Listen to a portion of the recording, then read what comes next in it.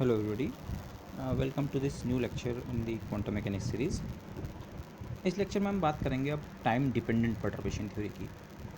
पिछले लेक्चर्स में हमने डिटेल में time independent perturbation theory, degenerate non generate उसके केसेस डील किए, but now let's go to the time dependent perturbation theory. Time dependent perturbation theory क्या है?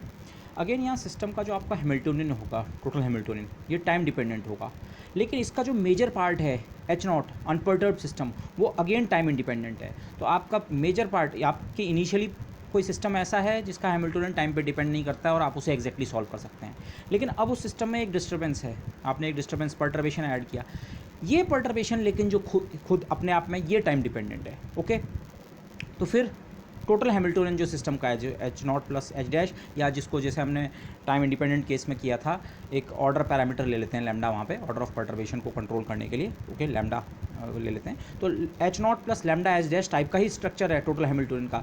H not time independent है, लेकिन एच डैश अब की बार टाइम इंडिपेंडेंट है, केवल परटर्बेशन वाला जो पार्ट है वो टाइम डिपेंडेंट है। तो अगर इस तरह का एक सिस्टम हो, इसका एक एग्जाम्पल लें जिसको हम बाद में थोड़ा डिटेल में करेंगे अभी सॉल्व। से अगेन आपके पास हाइड्रोजन आइटम जैसा कोई सिस्टम है, टाइम इंडिपेंडेंट सिस्टम। ओके, वो से आपके पास एक पूरी असेंबली ऑफ हाइड्रोजन आइटम्स हैं, large number of hydrogen items जो सबके सब ग्राउंड स्टेट में हैं। Okay, unperturbed system. अब आपने क्या किया, उस सिस्टम को एक्सपोज किया एक परटर्बेशन को, लेकिन वो परटर्बेशन टाइम के साथ वेरी कर रहा है। जैसे टाइम इंडिपेंडेंट केस में भी हमने हाइड्रोजन आइटम को इलेक्ट्रिक और मैग्नेटिक फील्ड्स में रखा था, लेकिन वो इलेक्ट्रिक और मैग्नेटिक फील्ड्स थे कांस्टेंट इन टाइम, टाइम के साथ चेंज नहीं होते। पर अब की बार मैं हाइड्रोजन आइटम को एक्सपोज कर रहा हूँ to electromagnetic radiation. Electromagnetic radiation में इलेक्ट्रिक और मैग्नेटिक फील्ड्स होते हैं, पर वो टाइम के साथ वेरी करते हैं, साइनोसोडली वेरी करते हैं। से फॉर एग्जाम्पल, तो जो हमारा इलेक्ट्रिक और मैग्नेटिक फील्ड्स हैं वो अगर टाइम वेरिंग है, तो जो परटर्बेशन है वो टाइम वेरिंग है, टाइम डिपेंडेंट है। तो ये जो प्रॉब्लम है, अगर इस तरह की प्रॉब्लम को मुझे डील करना है कि अगर इनिशियली हाइड्रोजन आइटम्स की स्टेट मुझे पता है, तो परटर्बेशन इस तरह का टाइम डिपेंडेंट परटर्बेशन अप्लाई करने पे उनकी स्टेट्स पे क्या फ़र्क पड़ेगा, ये कैलकुलेशंस अगर हमें करनी है तो ये टाइम डिपेंडेंट परटर्बेशन थ्योरी के फ्रेमवर्क के अंतर्गत हमें करनी पड़ेगी। ओके, अगेन यहाँ पे हमारा बेसिक स्ट्रक्चर उसी तरह से होगा कि लैम्डा पैरामीटर जो है, ये हम जो टोटल हैमिल्टोनियन है H not unperturbed part plus small perturbation, again H dash H not के स्मॉल मुकाबले स्मॉल होना चाहिए, परटर्बेशन थ्योरी तभी वर्क करेगी। अगेन ऑपरेटर्स में स्मॉलनेस इस सेंस में हमारा मतलब नहीं होता है, ठीक है, उसका सेंस फिर से फाइनली वही सेंस बनेगा, जो मैट्रिक्स एलिमेंट ऑफ परटर्बेशन है that must be small. Okay, उनकी वैल्यू स्मॉल होनी चाहिए। लेकिन लैम्डा का रोल क्या है? लैम्डा का रोल को हम इस तरह से यहाँ पे वो करेंगे, माना हमने जो अपना परटर्बेशन स्विच ऑन किया है वो टी इक्वल टू जीरो पे ऑन किया है। टी इक्वल टू जीरो से पहले परटर्बेशन नहीं था, तब टोटल हैमिल्टोनियन में केवल ये कंट्रीब्यूशन था। आप हमेशा इसे टोटल हैमिल्टोनियन के टर्म्स में देखें, लेकिन टी इक्वल टू जीरो से पहले ये वाला टर्म मौजूद नहीं था, हमने परटर्बेशन को स्विच ऑन नहीं किया था। ओके, आप इस फिगर से देखने की कोशिश कीजिए, ये माना टाइम एक्सिस है, तो टी इक्वल टू जीरो से पहले लैम्डा जो पैरामीटर है उसकी वैल्यू जीरो है, केवल टी इक्वल टू जीरो नहीं, उससे पहले भी सिस्टम अनपर्टर्ब्ड स्टेट में था, मतलब लैम्डा को जीरो रखा हुआ था हमने। और जैसे ही टी इक्वल टू जीरो हुआ, ठीक है, हमने स्विच ऑन किया, परटर्बेशन हमारा ऑन हुआ, मतलब लैम्डा को हमने 1 पे सेट कर दिया है। ओके, तो इसके बाद परटर्बेशन इज स्विच्ड ऑन। अगर आप लैम्डा पैरामीटर का वेरिएशन देखें टाइम के साथ, टी इक्वल टू जीरो और उससे पहले लैम्डा पैरामीटर की वैल्यू जीरो थी, फिर आपने परटर्बेशन स्विच किया और परटर्बेशन को आपने किसी टाइम टी तक ऑपरेट किया, अगेन स्मॉल टी टाइम तक ऑपरेट किया, उसके बाद हो सकता है परटर्बेशन आपने ऑफ कर दिया। ओके, तो हमारा सवाल यहाँ पे, असल सवाल ही हमारा ये है, अगर शुरुआत में हमें पता है कि सिस्टम की स्टेट क्या थी, अनपर्टर्ब्ड सिस्टम के बारे में हमें सब कुछ पता है, तो हमें ये भी पता था सिस्टम कौन सी स्टेट में है, तो फिर हम जानना चाह रहे हैं कि जब परटर्बेशन हमने टी टाइम तक अप्लाई किया, एक टाइम डिपेंडेंट परटर्बेशन को टी टाइम तक अप्लाई किया, तो अब सिस्टम किस स्टेट में है उसका हम असेसमेंट करना चाह रहे हैं, चाहे अप्रॉक्सीमेशन मेथड से कर रहे हैं, but this is what we want to do with in the framework of the time dependent perturbation theory. पहले अनपर्टर्ब्ड सिस्टम की थोड़ा बात करें। अनपर्टर्ब्ड सिस्टम का जो हैमिल्टोनियन है एच नॉट, उसके जो complete set of eigen functions है, कंप्लीट ऑर्थोनॉर्मल सेट है एन। यहाँ पे मैं एन नॉट या उसको लिखने की हमें जरूरत नहीं है, सिंपली एन से काम चल जाएगा। ओके, कि एच नॉट के जो आइगन फंक्शंस हैं एन और एनर्जी वैल्यू ई एन, या यहाँ पे ये कैट वाली लैंग्वेज के बजाय मैं यहाँ पे ये वेव फंक्शन वाली लैंग्वेज को यूज़ करूँगा, H naught acting on phi N is equal to E N phi N. ठीक है, तो जो अनपर्टर्ब्ड हमारा हैमिल्टोनियन है वो एक कंप्लीट ऑर्थोनॉर्मल सेट कंस्टिट्यूट करता है, complete orthonormal set phi N और corresponding energy values E N. ठीक है, यहाँ पे एन नॉट या इस नोटेशन की मुझे ज़रूरत नहीं है, ठीक है, कि अनपर्टर्ब्ड सिस्टम के लिए हम नॉट यूज़ कर रहे हैं और परटर्बेशन के लिए first order second order, simply unperturbed system ये। ओके, अच्छा, अब टाइम इंडिपेंडेंट में हम पिछले लेक्चर्स और पहले से भी डिस्कस कर चुके हैं। अगर इस केस के लिए भी, अनपर्टर्ब्ड सिस्टम के लिए भी, अगर आप टाइम डिपेंडेंट वेव फंक्शन लिखना चाहें, आप लोग ध्यान कीजिए, श्रोडिंगर टाइम डिपेंडेंट इक्वेशन से हम इंडिपेंडेंट पे आते हैं, ये टाइम इंडिपेंडेंट इक्वेशन है, ये उसके सॉल्यूशंस है। लेकिन उस केस में भी जो टाइम डिपेंडेंट सॉल्यूशन होता है वो इस तरह का फाई एन वाला पार्ट और E to the power minus iota E N T over H cross, ये फेज़ वाला पार्ट जो सेपरेशन ऑफ वेरिएबल से हम फाई इंटू एफ या कुछ इस तरह का रखा था और एफ ये आता है। और इस तरह के सारे सॉल्यूशंस को हम सुपरपोज कर सकते हैं, तो मोस्ट जनरल साई हमारा कंस्ट्रक्ट होता है। बट रिमेंबर, ये केवल अनपर्टर्ब्ड सिस्टम के लिए वर्क करेगा और अनपर्टर्ब्ड सिस्टम हमारा t इक्वल टू 0 या उससे पहले है, तो इसीलिए मैंने लिखा है साई अनपर्टर्ब्ड सिस्टम का जो कि सुपरपोजिशन से हम बनाएं तो at any given time t, लेकिन वो t less than equal to 0 होना चाहिए। ओके, वो ये वाला साई, लेकिन t less than equal to 0 system का जो टोटल वेव फंक्शन है। जब मैं सिस्टम कहता हूँ, सिस्टम का मतलब एक्चुअली मेरा ही पूरा है, लेकिन t इक्वल टू 0 से पहले तो ये टर्म नहीं था, तो उस समय सिस्टम का मतलब केवल अनपर्टर्ब्ड है। ओके दिस, तो जो सिस्टम का टोटल वेव फंक्शन है for t less than equal to 0, वो इस तरह के सॉल्यूशंस के सुपरपोजिशन करके हम लिख सकते हैं। a n sum coefficients phi n e to the power this, ये हम पहले लिख चुके हैं। ओके, ये जो कोफिशिएंट्स हैं a n, these are independent of time. ये कोफिशिएंट्स जस्ट कांस्टेंट्स हैं, टाइम के साथ वेरी नहीं कर रहे हैं। आपने ये बेसिकली ये बता रहा है फाई 1 का कितना कंपोजिशन है सुपरपोज स्टेट में, फाई 2 का कितना है, फाई 3 का कितना है, फाई 4। ओके, उनका जो रिलेटिव परसेंटेज है उसे आप इस तरह से समझ सकते हैं। और बेटर बोले तो ये बेसिकली जो कोफिशिएंट्स हैं ए एन अनपर्टर्ब्ड सिस्टम में, जब जो सुपरपोज स्टेट है, मोस्ट जनरल सुपरपोज स्टेट इस तरीके की है, इसमें ये A N coefficients independent of time है। और इनकी सिग्निफिकेंस क्या है? इनकी सिग्निफिकेंस है these are the probability amplitude for the system being in the state phi N. से आप केवल दो स्टेट सोचें, A1 फाई 1 और एक फैक्टर प्लस A2 फाई 2 और एक और एक्सपोनेंशियल फैक्टर। तो A1 ये बताएगा कि उस सुपरपोज स्टेट पे जब आप कोई मेजरमेंट करें तो आपको फाई 1 के करस्पॉन्डिंग का आंसर मिलने का चांस कितना है, और A2 बताएगा फाई 2 के करस्पॉन्डिंग का। मतलब जो स्टेट है अगर वो फाई 1 और फाई 2 से मिक्स होकर बनी है तो उसमें कितना परसेंटेज, कितना रिलेटिव रेशियो फाई 1 का है और कितना फाई 2 का है। इनफैक्ट वो उसको प्रॉपर उसका जो मैथमेटिकल स्टेटमेंट है वो ये है, ये कोफिशिएंट जो हैं इनका अगर आप मॉड स्क्वायर निकालें, an कोई कोफिशिएंट है उसका मॉड an स्क्वायर निकालें, it is the probability that the system is in the state phi N. इस सुपरपोज स्टेट जो है इसके फाई एन स्टेट में पाए जाने का जो चांस है वो मॉड an स्क्वायर होता है। ओके दिस, तो इन कोफिशिएंट्स की ये सिग्निफिकेंस है। ये सिग्निफिकेंस अगर आपको अभी ज़्यादा स्ट्राइक नहीं कर रही है, जब हम डिराक फॉर्मुलेशन पढ़ेंगे वहाँ पे से बिल्कुल क्लियर हो जाएगा। But for the time being if it is not clear, आप इसे जस्ट एक वो मान लीजिए कि हाँ ऐसा होता है। अगर हमारी इस तरह की एक सुपरपोज स्टेट है तो इस an कोफिशिएंट का जो रोल है, जो इंपॉर्टेंस है वो ये है,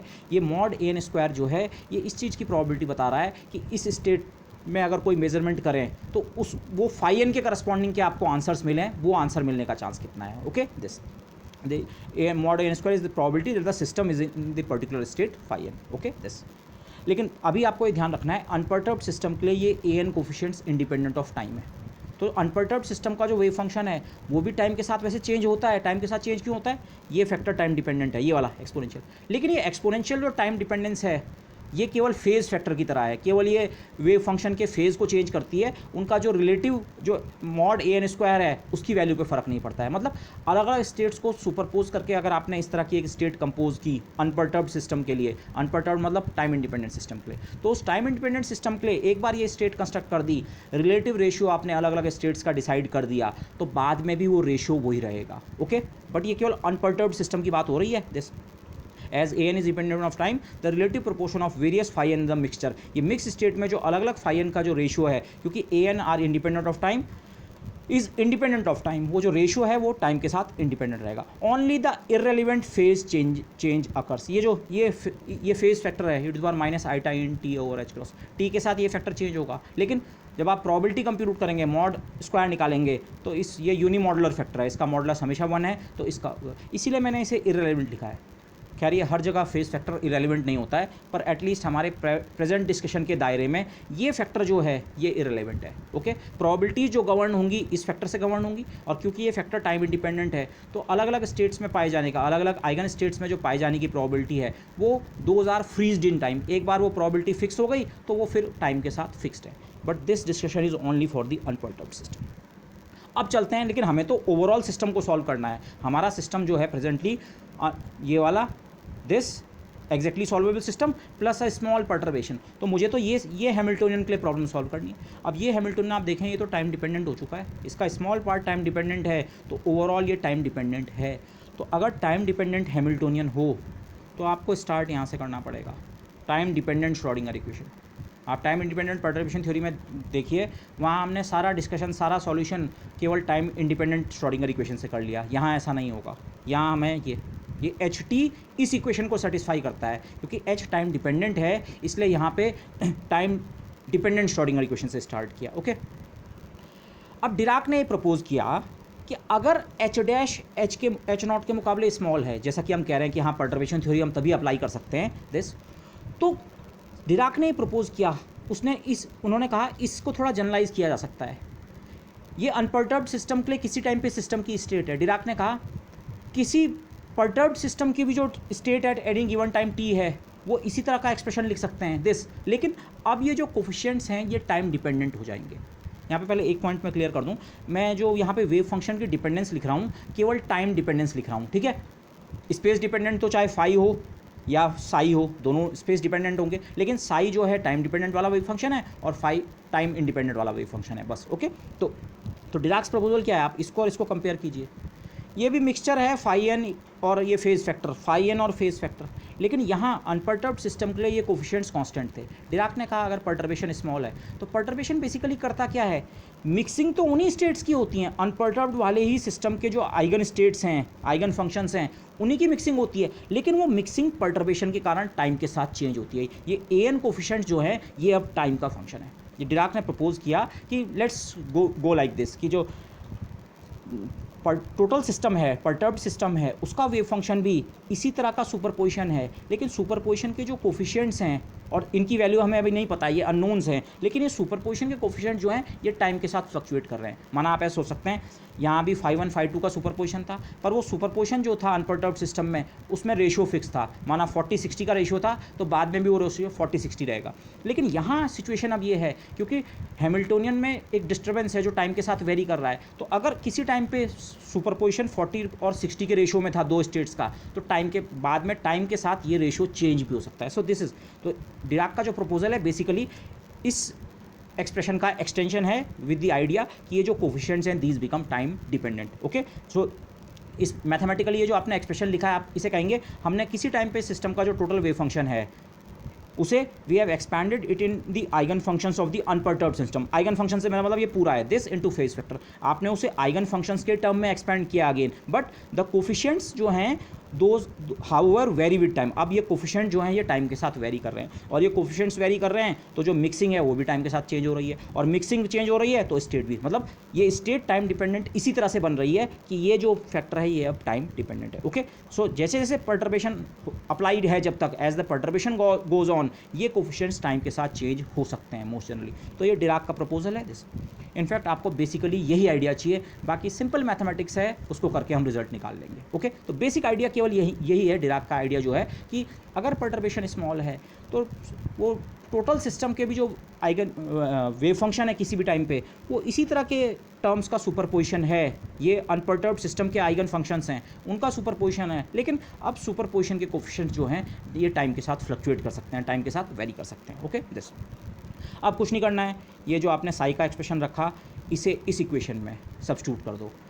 एच की जगह H not plus lambda H dash, आप ऑर्डर पैरामीटर लैम्डा इंट्रोड्यूस करेंगे। लैम्डा का वही रोल होगा जो हमारे पिछले केस में था टाइम इंडिपेंडेंट पर्टर्बेशन में, बट इस इक्वेशन में अगर मैं सब्स्टिट्यूट करूँ Hamiltonian H not plus lambda H dash, मैंने यहाँ पे अब डिपेंडेंस को सप्रेस कर दिया है, ठीक है। एच नॉट टाइम इंडिपेंडेंट है, एच डैश टाइम डिपेंडेंट है, रिमेंबर दिस।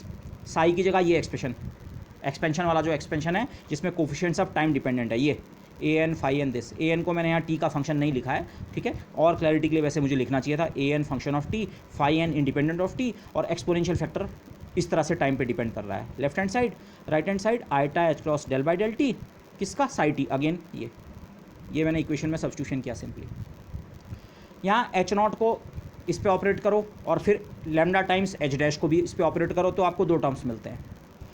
एच नॉट जब फाई एन पे एक्ट करता है, बाकी ए एन तो नंबर्स हैं, टाइम डिपेंडेंट है पर नंबर्स हैं, तो एच नॉट एक्ट करेगा फाई एन पे, तो एच नॉट का एक्शन फाई एन पे हमें पता है ई एन फाई एन, तो जो फर्स्ट टर्म बनेगा उसमें ए एन और एच नॉट का एक्शन फाई एन पे ई एन फाई एन, और बाकी ये exponential part this, plus second term में लैम्डा बाहर, summation over N A N H dash acting on phi N.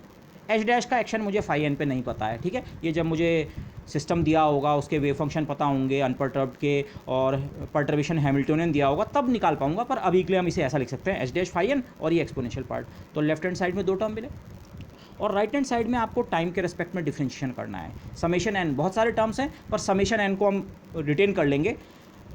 Del by del T एक बार A N का होगा क्योंकि ये भी टाइम डिपेंडेंट है, और एक बार इस एक्सपोनेंशियल फैक्टर का होगा। तो राइट हैंड साइड में भी आपको समेशन सीरीज़ के अंदर 2 टर्म्स मिलेंगे, iota H cross summation N, एक बार ए एन का डिफरेंशिएशन होगा।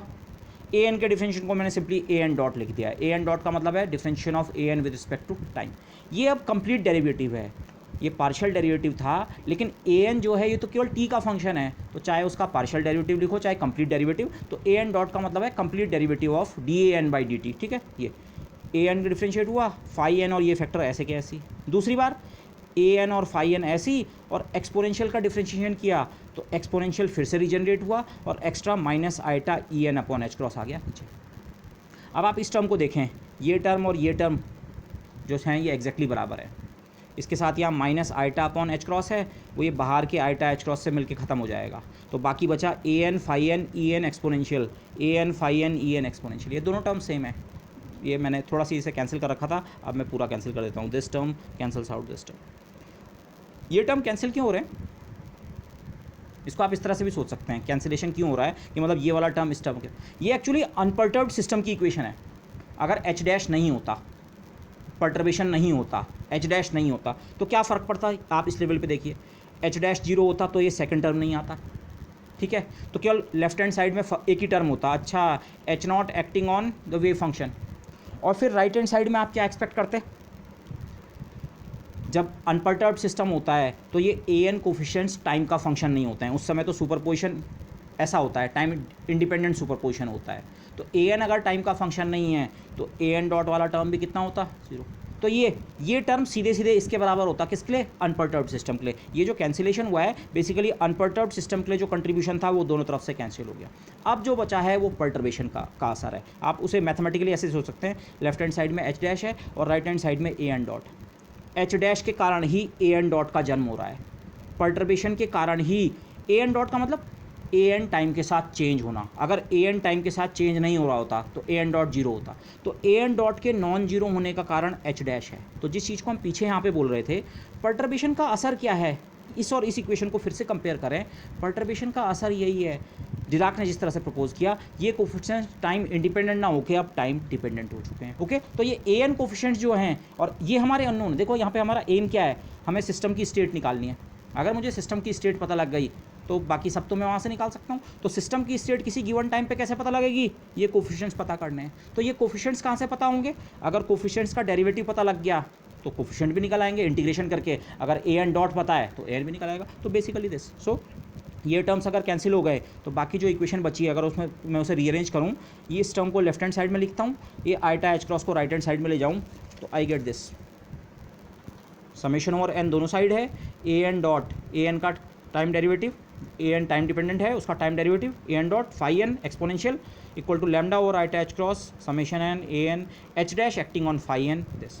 यहाँ पे जल्दीबाजी में आप ये एक्सपोनेंशियल कैंसिल करने की गलती मत करना, ये एक्सपोनेंशियल्स एक एक टर्म के साथ मल्टीप्लाई हो रखे हैं, तो ये पूरी समेशन सीरीज़ के अंदर हैं, ये भी समेशन सीरीज़ के अंदर, ये कैंसिल नहीं होंगे। Okay this.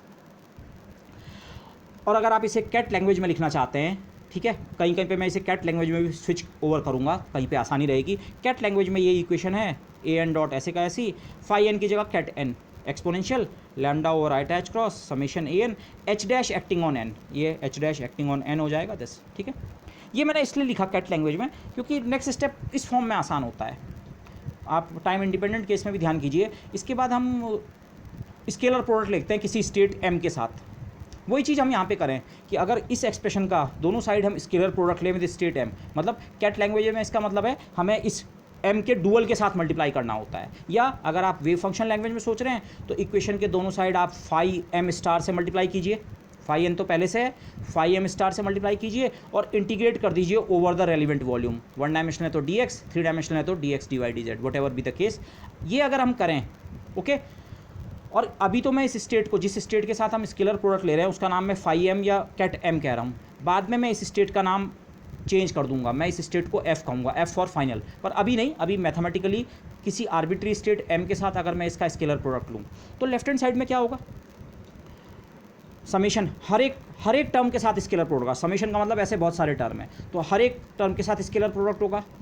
फाई एम का स्केलर प्रोडक्ट एन के साथ बनेगा, बाकी ये भी नंबर है, ये भी नंबर है, तो एम का स्केलर प्रोडक्ट एन के साथ, अनपर्टर्ब्ड सिस्टम के आइगन कैट्स हैं ये, तो वो एक कंप्लीट ऑर्थोनॉर्मल सेट कंस्टिट्यूट करते हैं। तो एम और एन का जो इनर प्रोडक्ट है वो होगा डेल्टा एम एन। मैंने सीधे यहाँ पे कर दिया है। ओके, वेव फंक्शन लैंग्वेज में करें तो यहाँ पे वही चीज़ मिलेगी, phi M star, phi N का जो इंटीग्रल है ओवर होल स्पेस वो आपको देगा डेल्टा एम एन। तो लेफ्ट हैंड साइड में, लेकिन राइट हैंड साइड में इस तरह का सिंप्लीफिकेशन नहीं होगा, क्योंकि फाई एन पे पहले एच डैश एक्ट करेगा और उस पर फिर फाई एम स्टार लेफ्ट से मल्टीप्लाई होगा। लेकिन ये टर्म हमने पहले डील कर रखा है कैट लैंग्वेज में, M H dash N, matrix element of perturbation between the mth and nth state. Left hand side में तो ऑर्थोनॉर्मलिटी टर्म बना डेल्टा एम एन, लेकिन राइट हैंड साइड में जो करस्पॉन्डिंग टर्म बनेगा, क्योंकि पहले एच डैश ने एन पे एक्ट करना है, तो एम का स्केलर प्रोडक्ट उसके साथ बाद में होगा, तो जो वहाँ टर्म जनरेट हो रहा है वो ये है H dash M N. Okay this, तो राइट हैंड साइड में जो आपका टर्म जनरेट हुआ, lambda over right H cross summation A N H dash M N and this. अभी दोनों साइड समेशन बाकी है, यहाँ भी है समेशन, यहाँ भी है, लेकिन डेल्टा एम एन की प्रॉपर्टी को आप यूज़ करें। Delta M N, Kronecker delta जो है ये समेशन को ख़त्म कर देगा, लेकिन ख़त्म होते होते ये समेशन के इंडेक्स एन को एम से रिप्लेस करते हो जाएगा। पूरे एक्सप्रेशन में हर जगह एन रिप्लेस हो जाएगा एम से। तो जो आपका एक्सप्रेशन बना ए एन डॉट की जगह A M dot, delta M N 1 बन गया, ख़त्म हो गया 1 बन गया, और E to the power minus iota E N की जगह E M T over H cross बराबर लेफ्ट हैंड साइड। केवल हमने ऐसे का ऐसे, लेफ्ट हैंड साइड में ऐसा कोई रिडक्शन नहीं होगा क्योंकि सिंप्लीफिकेशन नहीं होगा, वहाँ डेल्टा एम एन नहीं है। ओके दिस, ये हो गया। तो इस एक्सपोनेंशियल को अगर मैं राइट हैंड साइड में ले जाऊँ और समेशन के अंदर ले जाऊँ, ओके, यहाँ पहले से माइनस आइटा ई एन वाला एक्सपोनेंशियल है, ये ई एम का एक्सपोनेंशियल है, और इधर जाके प्लस आइटा के साथ बनेगा। तो अगर मैं आइटा कॉमन लूँ माइनस आइटा, तो ई एन और minus E M T over H cross. तो ए एम डॉट, ये जो एक्सपेंशन कोफिशिएंट्स थे, एमएथ वाला जो एक्सपेंशन कोफिशिएंट है eight any given time T, उसका टाइम डेरिवेटिव ये एक्सप्रेशन मुझे दे रहा है। और यहाँ पे अब एक हम शॉर्ट हैंड नोटेशन इंट्रोड्यूस करते हैं। E N minus E M over H cross को मैं लिख रहा हूँ omega N M. Omega N M लिखने का रीज़न क्या है, आप ये बेसिकली हम आइंस्टीन प्लैंक फार्मूला लिख रहे हैं, आप बोर मॉडल या कहीं पे कहते हैं, अगर सिस्टम किसी E2 स्टेट से E1 स्टेट में या EN स्टेट से EM स्टेट में जंप करता है, nth स्टेट से mth स्टेट में, तो जो फोटोन निकलता है उसकी फ्रीक्वेंसी कैसे निकालते हैं हम, इन दोनों का energy difference En minus E M, वो बराबर, माना मैं उसे डेल्टा ई लिखूँ, डेल्टा ई बराबर एच न्यू, और एच न्यू को आप लिखते हैं एच क्रॉस ओमेगा। अगर किसी nth लेवल से mth लेवल में अगर जंप हो रही है तो उसके करस्पॉन्डिंग जो फोटोन है उसकी जो फ्रीक्वेंसी है, एंगुलर फ्रीक्वेंसी, वो है omega N M. E N minus E M over H cross है ओमेगा एन एम। मतलब nth, और इसे हम कहते हैं it is the Bohr angular frequency associated with the nth and the mth energy level. nth और mth energy level जो भी हो, nth नीचे भी हो सकता है, ऊपर भी हो सकता है, mth से कहीं भी हो, लेकिन nth और mth एनर्जी लेवल्स के बीच एसोसिएटेड जो एंगुलर फ्रीक्वेंसी है वो ओमेगा एन एम। यहाँ पे मैंने नोटेशन इस तरह से रखा है, ओमेगा एन एम है तो वो है E N minus E M over H cross. Okay this, कहीं कहीं पे ओमेगा एम एन भी आ सकता है, ओमेगा एन एम एन इसका अपोजिट होगा, मतलब एक माइनस साइन होगा, ओमेगा एम एन होगा E M minus E N over H cross. Okay this, तो ये जस्ट एक शॉर्ट हैंड है, बोर एंगुलर फ्रीक्वेंसी के टर्म में लिखना और आसान हो जाता है। तो ए एम डॉट, हम कह रहे थे हमारा एम ये है, ये स्टेट पता करनी है, तो मतलब मुझे कोफिशिएंट्स पता करना है, ये कोफिशिएंट्स टाइम के साथ कैसे वेरी कर रहे हैं, ये पता लग जाए तो सारा काम हो गया। तो ये कोफिशिएंट्स लगभग पता हो चुके हैं, डायरेक्टली कोफिशिएंट्स नहीं पता है पर उनका डेरिवेटिव पता है, पर एक तरह से वैसे भी कुछ हुआ नहीं है सॉल्व। ये कोफिशिएंट्स का टाइम डेरिवेटिव पता करने के लिए लेफ्ट हैंड साइड में फिर आपको इन कोफिशिएंट्स की वैल्यू की जरूरत पड़े। ये एक्चुअली एक डिफरेंशियल इक्वेशन है, कोफिशिएंट्स के लिए आपको बेसिकली एक डिफरेंशियल इक्वेशन मिल चुकी है। ओके, अब यहाँ से आगे बढ़ने के लिए हम वही ट्रिक यूज़ करते हैं जो हमने पिछले केस में यूज़ की थी टाइम इंडिपेंडेंट पर्टर्बेशन में। हम एक पावर सीरीज़ लेते हैं, अब की बार पावर सीरीज़ हम कैट या एनर्जी वैल्यू के लिए नहीं ले रहे हैं, अब की बार पावर सीरीज़ हम लेंगे ये जो कोफिशिएंट्स हैं, ये जो टाइम डिपेंडेंट कोफिशिएंट्स हैं ए एन टी या ए एम टी जो भी, इनके लिए हम एक पावर सीरीज़ एज्यूम करते हैं। पावर सीरीज़ मतलब जो पर्टर्बेशन का हमारा ऑर्डर पैरामीटर है लैम्डा, उसमें एक पावर सीरीज़ इस फॉर्म की, मतलब ए एन टी, nth वाला जो a है eight any given time t, वो किस नेचर का है, उसमें एक जीरोथ ऑर्डर टर्म है, an0 एट टाइम t, ये सारे के सारे टाइम डिपेंडेंट पार्ट्स हैं, प्लस लैम्डा टाइम्स an1। ये जो मैंने यहाँ ब्रैकेट के अंदर 0 और 1 और 2 लिखा है ऊपर सुपर स्क्रिप्ट में, ये ऑर्डर है। कौन से ऑर्डर के टर्म की बात कर रहे हैं? इसे आप कहेंगे ये an का 0th ऑर्डर टर्म है, और ये an का फर्स्ट ऑर्डर टर्म है, और ये इसका सेकेंड ऑर्डर टर्म और third order term. Okay, again यहाँ इसे इस पावर सीरीज़ में एक्सपेंड करने का आइडिया क्या है? अगर लैम्डा 0 है तो ये सीरीज़ यहीं से ख़त्म हो जाएगी, तो ये बराबर ये, मतलब तब an में केवल 0th ऑर्डर टर्म के कारण जो कंट्रीब्यूशन आता है वही बनता है। अगर लैम्डा स्मॉल है, परटर्बेशन आपका स्मॉल है, तो आप हो सकता है इसमें केवल ये और ये टर्म को रिटेन करना चाहें। लैम्डा थोड़ा लार्जर है तो हो सकता है आप इस सीरीज़ को 3 टर्म तक ले जाना चाहें। तो डिपेंडिंग ऑन आपका परटर्बेशन कितना स्ट्रॉन्ग है, आप इस चीज़ को उतने टर्म्स तक सॉल्व करने की कोशिश कर सकते हैं। तो यहाँ पे हम it is reasonable to assume कि जो स्ट्रेंथ ऑफ परटर्बेशन है, परटर्बेशन कितना स्ट्रॉन्ग या वीक है, लैम्डा से हम उसे ही कंट्रोल करते हैं। तो डिपेंडिंग ऑन हमारा परटर्बेशन कितना स्ट्रॉन्ग या वो है, हमारा जो ये एक्सपेंशन कोफिशिएंट्स हैं ये भी एक लैम्डा में पावर सीरीज़ के फॉर्म में एक्सप्रेसिबल हो। अगेन यहाँ पे इन 0, 1, 2 से कन्फ्यूज़न मत करना, इनको आप सोच सकते हैं ये an जो है उसके हिस्से हैं। ये 0th ऑर्डर वाला कंट्रीब्यूशन ये सबसे मेजर होगा, फिर ये फर्स्ट ऑर्डर का टर्म, फिर ये सेकंड ऑर्डर का। मतलब अगर मेरे पास चॉइस होती तो मैं इन वेरिएबल्स को अलग अलग नाम देता, माना इसको शायद नाम a देता, plus lambda times b plus lambda times c square, lambda square times c, लेकिन वो करने से फिर हमें यहाँ ज़्यादा दिक्कत होगी। तो ये जो ऊपर 0 और 1 और 2 लिखा है ये ऑर्डर ऑफ टर्म बता रहा है। इसमें 0th ऑर्डर का टर्म भी है और फर्स्ट भी है और सेकंड भी और थर्ड और फोर्थ ऑर्डर सारे टर्म्स हैं, लेकिन हम कितनी एक्यूरेसी चाहते हैं उसके हिसाब से शायद मैं केवल यहाँ तक आगे बढ़ना चाहूँ या शायद यहाँ तक। इनफैक्ट हम केवल इसमें फर्स्ट ऑर्डर तक कैलकुलेशन करेंगे, सेकंड ऑर्डर का टर्म मैं एक बार कैलकुलेट जरूर करूँगा उसका स्ट्रक्चर देखने के लिए, लेकिन बाकी कैलकुलेशन हम केवल फर्स्ट ऑर्डर तक करेंगे। बट पावर सीरीज एक्सपेंशन यहाँ पे हमने जो किया वो इस कोफिशिएंट का किया, और ये कोफिशिएंट टाइम डिपेंडेंट है। तो ये सारे इंडिविजुअल जो इसके कंट्रीब्यूशंस हैं ये भी टाइम डिपेंडेंट है। t=0 पे इसकी वैल्यू जो है वो t=0 पे इसकी वैल्यू प्लस इसकी वैल्यू प्लस इसकी वैल्यू का सम होगा। t=5 पे जो इसकी वैल्यू है, t=5 पे इसकी वैल्यू चेंज हो चुकी होगी, और t=5 पे इसकी वैल्यू भी चेंज हो चुकी है और इसकी भी, तो इन सब का जो सम है वो t=5 पे इसकी वैल्यू देगा, एंड सो ऑन। तो ये हम एक वो कर रहे हैं यहाँ पे, ओके, सपोजिशन कर रहे हैं, और it is a reasonable supposition. तो अब अगर मैं इसे यहाँ सब्स्टिट्यूट करूँ, ओके, a&t का एक्सप्रेशन ऐसा है, तो am_t का n की जगह m आ जाएगा। तो लेफ्ट हैंड साइड में am_t का लेकिन डॉट है, डॉट मतलब differentiation with respect to time. तो अगर a&t इतना है तो am_t कितना होगा, n की जगह सब जगह m, और उसका डॉट कितना होगा, डॉट मतलब differentiation with respect to time. तो अगर आप इसका differentiation with respect to time कर रहे हैं तो इसका differentiation with respect to time हो जाएगा। लैम्डा तो कांस्टेंट है, इसका differentiation with respect to time plus lambda square इसका differentiation with respect to time. तो ये अगर मैं सब्स्टिट्यूशन करूँ इस इक्वेशन के लेफ्ट हैंड साइड में, तो मुझे am डॉट्स में एक पावर सीरीज़ मिल रही है, am0 का dot plus lambda times am1 का dot plus lambda square times am2 का डॉट, सब time dependent functions plus so and. और राइट हैंड साइड में लैम्डा और attach cross summation n। a&t के लिए मैंने ये सीरीज़ पुट की, मैंने केवल 2 टर्म्स तक लिखी हैं, आप आगे भी लिख सकते हैं, पर मुझे इतने से मेरा काम हो जाएगा, ठीक है, क्योंकि हम कुछ ही ऑर्डर तक परटर्बेशन करेंगे। ये यहाँ भी सब सीरीज़ पुट की पावर सीरीज़, यहाँ भी पावर सीरीज़ पुट की, यहाँ पावर सीरीज़ के हर टर्म में डॉट है, यहाँ विदाउट डॉट, ये उसके अलावा h'(mn) और ये exponential factor with the Bohr angular frequency, ये हो गया। अब वही चीज़ करेंगे हम जो हमने अगेन टाइम इंडिपेंडेंट केस में की थी। लेफ्ट हैंड साइड में भी लैम्डा की अलग अलग पावर्स के साथ कुछ कोफिशिएंट हैं। लेफ्ट हैंड साइड भी लैम्डा में एक पावर सीरीज़ है और राइट हैंड साइड भी लैम्डा में एक पावर सीरीज़ है। तो लैम्डा की अलग अलग पावर के कोफिशिएंट जो हैं इक्वेशन के दोनों साइड बराबर होने चाहिए। दोनों साइड पावर सीरीज़ है लैम्डा में, तो दोनों साइड लैम्डा की अलग अलग पावर्स के कोफिशिएंट अगर हम इक्वेट करें तो let's see what we get. और यही डिफाइन करेगा हमारा ऑर्डर ऑफ परटर्बेशन, हम किस ऑर्डर तक अपनी कैलकुलेशन को करना चाह रहे हैं। First order, 0th order, first order, second order. 0th order का मतलब क्या होगा, आप लैम्डा पावर 0 का कोफिशिएंट लेफ्ट हैंड साइड में भी देखो और राइट हैंड साइड में।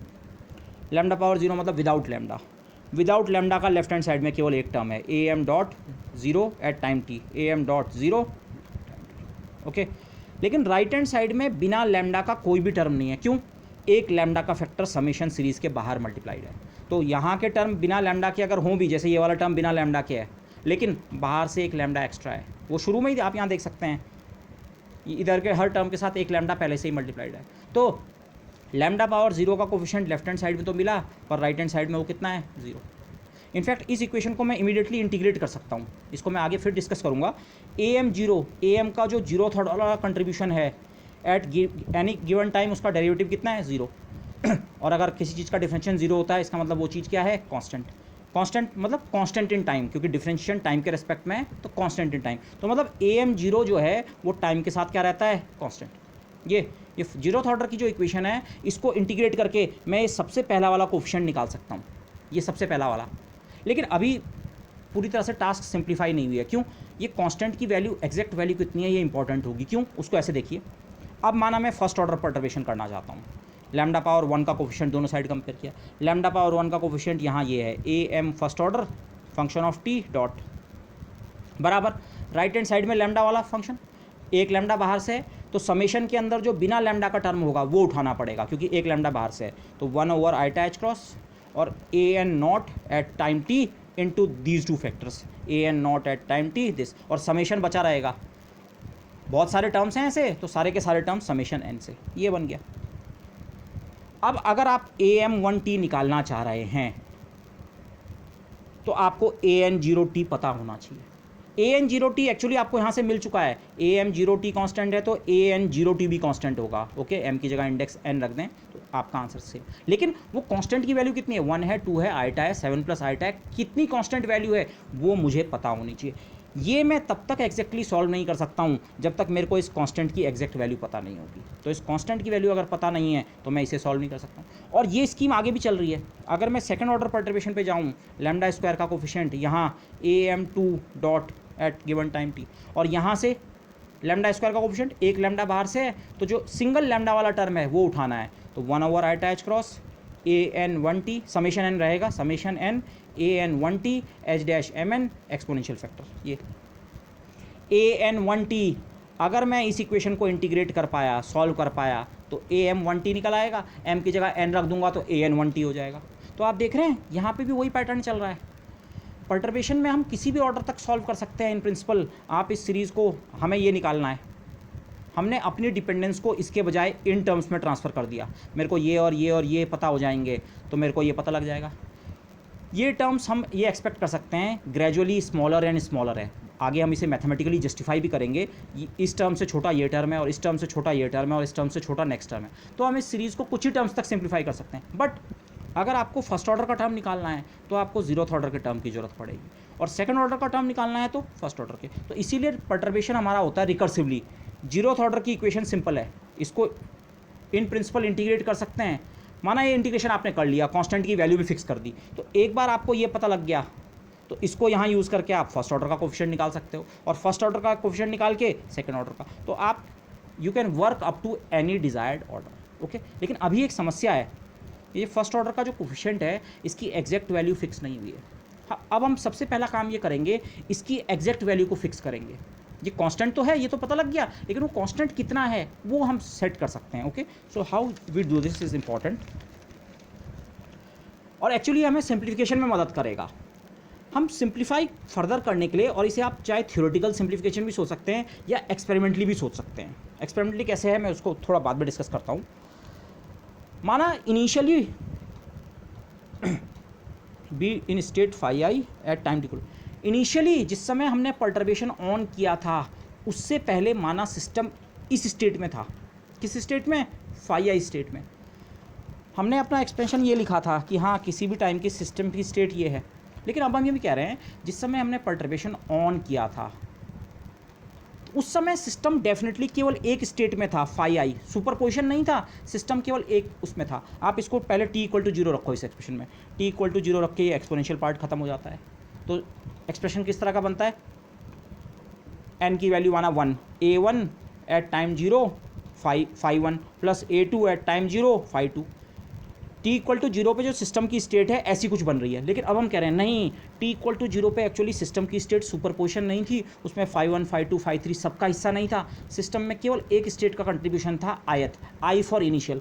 तो हम ये एज्यूम कर रहे हैं अब, let system be definitely in the state phi I, that is या ket I at time t equal to 0, that is the before the perturbation is switch on. Perturbation switch को ऑन होने से पहले system definitely एक particular eigen state में था, किसमें?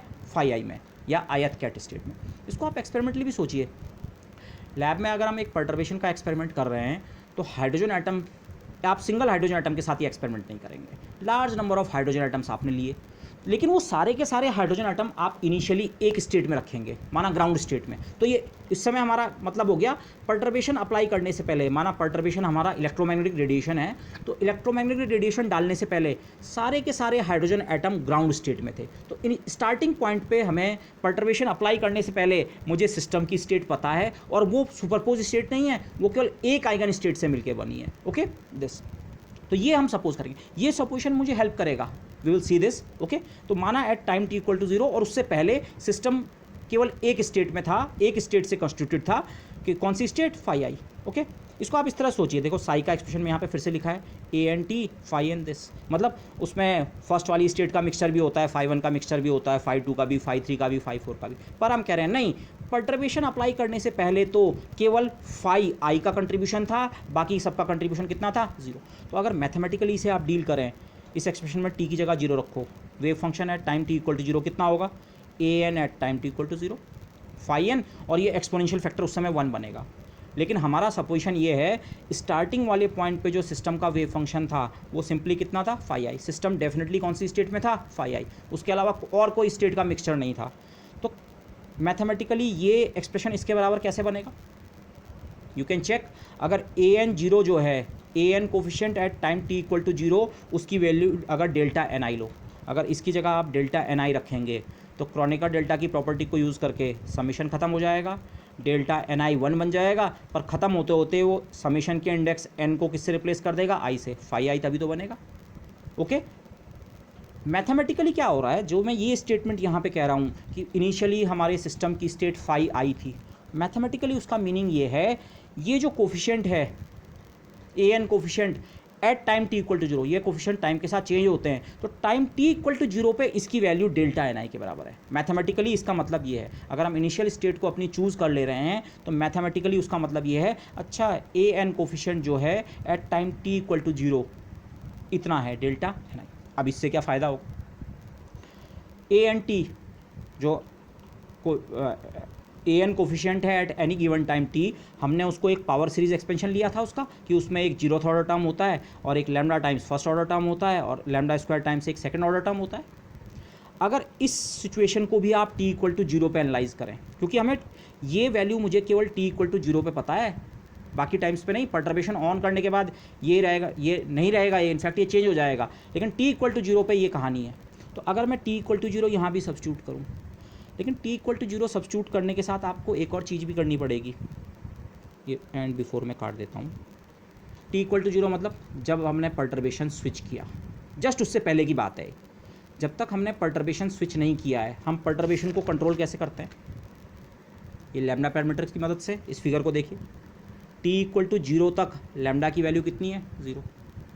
जब तक परटर्बेशन ऑन नहीं किया है तब तक सिस्टम डेफिनेटली स्टेट आई में है, मतलब ये मैथमेटिकली ये एक्सप्रेशन। लेकिन टी इक्वल टू 0 रखने का मतलब साथ साथ आपको लैम्डा भी 0 रखना पड़ेगा। इस एक्सप्रेशन में अभी आपने परटर्बेशन ऑन नहीं किया है, तो ये टर्म और ये टर्म और ये टर्म an1 0 an2 0 तो होंगे, पर साथ साथ लैम्डा को भी आपने 0 रखना है, तो ये सारे के सारे टर्म्स क्या हो गए, ख़त्म हो गए।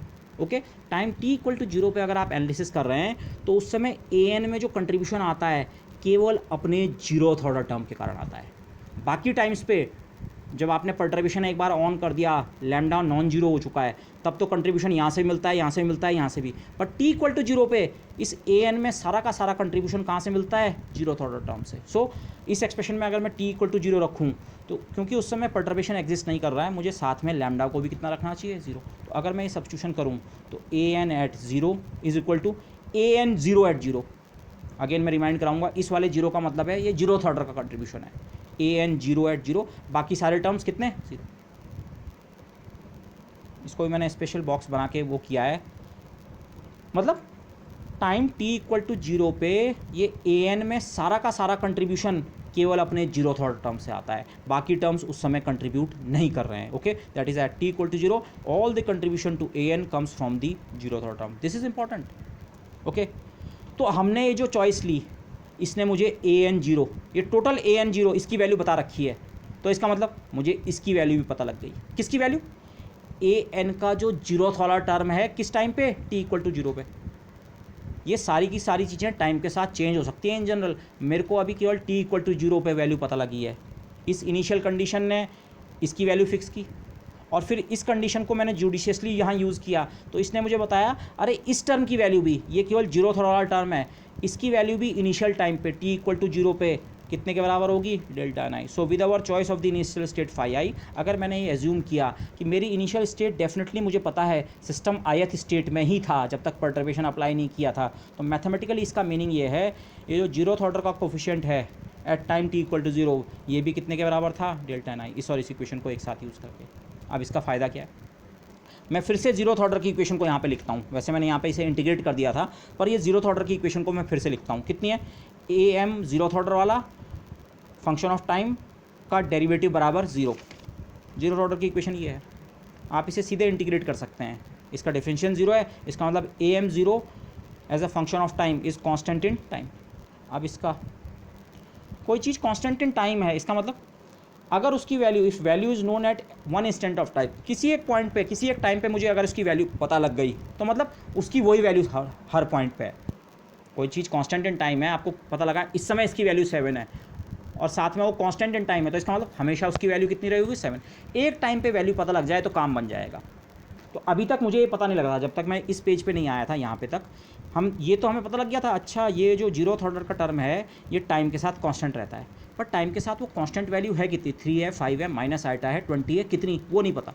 बट अब इस इन्फॉर्मेशन को अगर मैं यूज़ करूँ, अगेन मैं आपको रिमाउंड कराऊंगा, ये इन्फॉर्मेशन तब जनरेट हुई है जब हमने इनिशियल स्टेट के लिए एक सपोजिशन लिया है, पर वो सपोजिशन लैब पर्पज़ के लिए भी बहुत अच्छा है।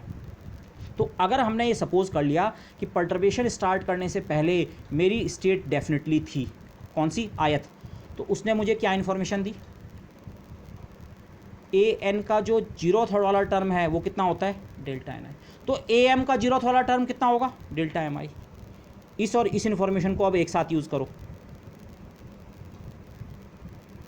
इस वाली इन्फॉर्मेशन को मैंने फिर से यहाँ पे लिखा है, जैसे ही हमने इनिशियल स्टेट को फाई आई माना तो मुझे A M not at time T equal to zero की वैल्यू कितनी मिली, डेल्टा एम आई। एन की जगह एम रख दिया मैंने दोनों जगह। ये इक्वेशन ये कह रही है, जीरोथ ऑर्डर की इक्वेशन का इंटीग्रेशन ये कह रहा है ए एम जीरो टाइम के साथ फिक्स होता है। मेरी चॉइस ने क्या किया है, उसने ए एम जीरो की value T equal to zero पर फिक्स करके इतनी बना दी है, डेल्टा एम आई। ये चीज़ टाइम के साथ कांस्टेंट है और मुझे स्टार्टिंग टाइम पे इसकी वैल्यू पता लग चुकी है, टी इक्वल टू जीरो पे इसकी वैल्यू इतनी है, इसका मतलब हमेशा इसकी वैल्यू कितनी होगी, इतनी होगी। ये कांस्टेंट तो था, मैथमेटिकली इंटीग्रेशन करके कांस्टेंट तो था, लेकिन वो कांस्टेंट कितना है, मैंने जो चॉइस पिक की कि इनिशियल स्टेट आयत स्टेट थी, उसने मुझे उस कांस्टेंट की वैल्यू भी दे दी, कितनी, डेल्टा एम आई। डेल्टा एम आई का मतलब क्लियर होना चाहिए आपको, अगर एम आपकी इनिशियल स्टेट आयत स्टेट के बराबर है तो 1, अदरवाइज 0। तो ए एम ज़ीरो जो है eight any given time T, अब यहाँ ब्रैकेट में जीरो नहीं लिखा हुआ है कि केवल स्टार्टिंग टाइम पे, ये तो स्टार्टिंग टाइम की कहानी थी, लेकिन इसके बाद इस इंटीग्रेशन ने मुझे इसके साथ ये बता दिया किसी भी टाइम टी पे ए एम का जो जीरोथ ऑर्डर वाला टर्म है वो कितने के बराबर है, delta M I. This is for all times, not just T equal to zero. T equal to zero पे तो इतनी वैल्यू है ही, लेकिन उसके अलावा वो वैल्यू कॉन्स्टेंट इन टाइम है, इसका मतलब हर इंस्टेंट ऑफ टाइम पे ए एम जीरो टी की वैल्यू कितनी है, डेल्टा एम आई। अब मेरा काम हो चुका है, मुझे ए एम ज़ीरो पता लग गया, ए एम ज़ीरो या a n zero at any given time, उसको यहाँ यूज़ करके फर्स्ट ऑर्डर का टर्म निकालूंगा और फर्स्ट ऑर्डर का टर्म यूज़ करके सेकंड ऑर्डर। तो ये चॉइस बहुत इंपॉर्टेंट थी। आप इनिशियल स्टेट के लिए कोई और चॉइस भी ले सकते थे, पर वो आपके रिजल्ट्स को कॉम्प्लिकेट करती। हमने सिंपलेस्ट चॉइस से वर्क किया कि इनिशियल टाइम पे जब तक पर्टर्बेशन ऑन नहीं है, हमारी स्टेट एक्चुअली सुपरपोज्ड स्टेट ना होकर एक प्योर स्टेट है, तो उसने हमारे उसको सिंप्लीफाई कर दिया दिस। तो अब मैं फिर से ए एन टी का जो एक्सप्रेशन था, जो हमने ये पावर सीरीज एक्सपेंशन सपोज किया था ए एन टी के लिए, क्योंकि मुझे इसका जीरोथ ऑर्डर टर्म पता लग चुका है। आप एन और एम में कंफ्यूज ना करें, अगर यहाँ एम है तो ये सब एम हो जाएंगे, एन है तो सब एन हो जाएंगे, आई है तो सब आई हो जाएंगे, एफ है तो एफ, जिस वाले लेवल की आप बात कर रहे हैं उसका कोफिशिएंट। ओके, तो आपको ए एम जीरो टी पता लग चुका है, ए एम जीरोथ वाला टर्म किसी भी टाइम पे आपको पता लग चुका है, तो इस एक्सपेंशन का फर्स्ट टर्म मुझे पता लग चुका है। तो दिस, ये एक्सपेंशन मैंने फिर से लिखा है। तो अगर मैं इस फर्स्ट टर्म की वैल्यू रख दूं डेल्टा एम आई, जब ये एम था, एन है तो delta n I, a n t जो है delta n I plus lambda, first order correction term plus lambda square second order correction term plus third order correction term, correction या contribution term जो भी कहें आप इसे, ठीक है। इसका मतलब क्या है, एक छोटे एग्जांपल से आप सोचें, माना इनिशियल स्टेट, सिस्टम की स्टेट्स की नंबरिंग माना 1 2 3 4 5 6 अलग अलग एनर्जी लेवल्स हैं। इनिशियली सिस्टम 7th स्टेट में था, मतलब I = 7 था। तो इसका मतलब अगर आप A3 देख रहे हैं, थर्ड स्टेट की कितनी मिक्सिंग है किसी टाइम पे, A3 यही तो बताएगा। इसको यहाँ ध्यान करो, इन कोफिशिएंट्स की इंपॉर्टेंस क्या थी, AN या ANT की इंपॉर्टेंस क्या है, ये बताते हैं जो सुपरपोज स्टेट है उसमें φn की हिस्सेदारी कितनी है। ओके, तो इनिशियली तो सिस्टम 7th स्टेट में था, लेकिन बाद में हो सकता है उसमें उसकी स्टेट में थोड़ी थर्ड स्टेट की मिक्सिंग भी हो, थोड़े फोर्थ की भी हो, थोड़ी फिफ्थ की भी हो, तो उसकी थर्ड स्टेट की मिक्सिंग को कौन बताएगा, A3। तो अगर आप A3 की वैल्यू यहाँ से कंप्यूट करें, I की जगह आपने 7 लिया और N की जगह 3, तो A3T डेल्टा 3 7, 3 और 7 अलग अलग हैं 0, मतलब A3 में ये वाला टर्म 0 कंट्रीब्यूट कर रहा है। अगर उसमें कंट्रीब्यूशन मिलेगा तो या तो फर्स्ट ऑर्डर वाले टर्म से मिलेगा या सेकंड वाले से या थर्ड से।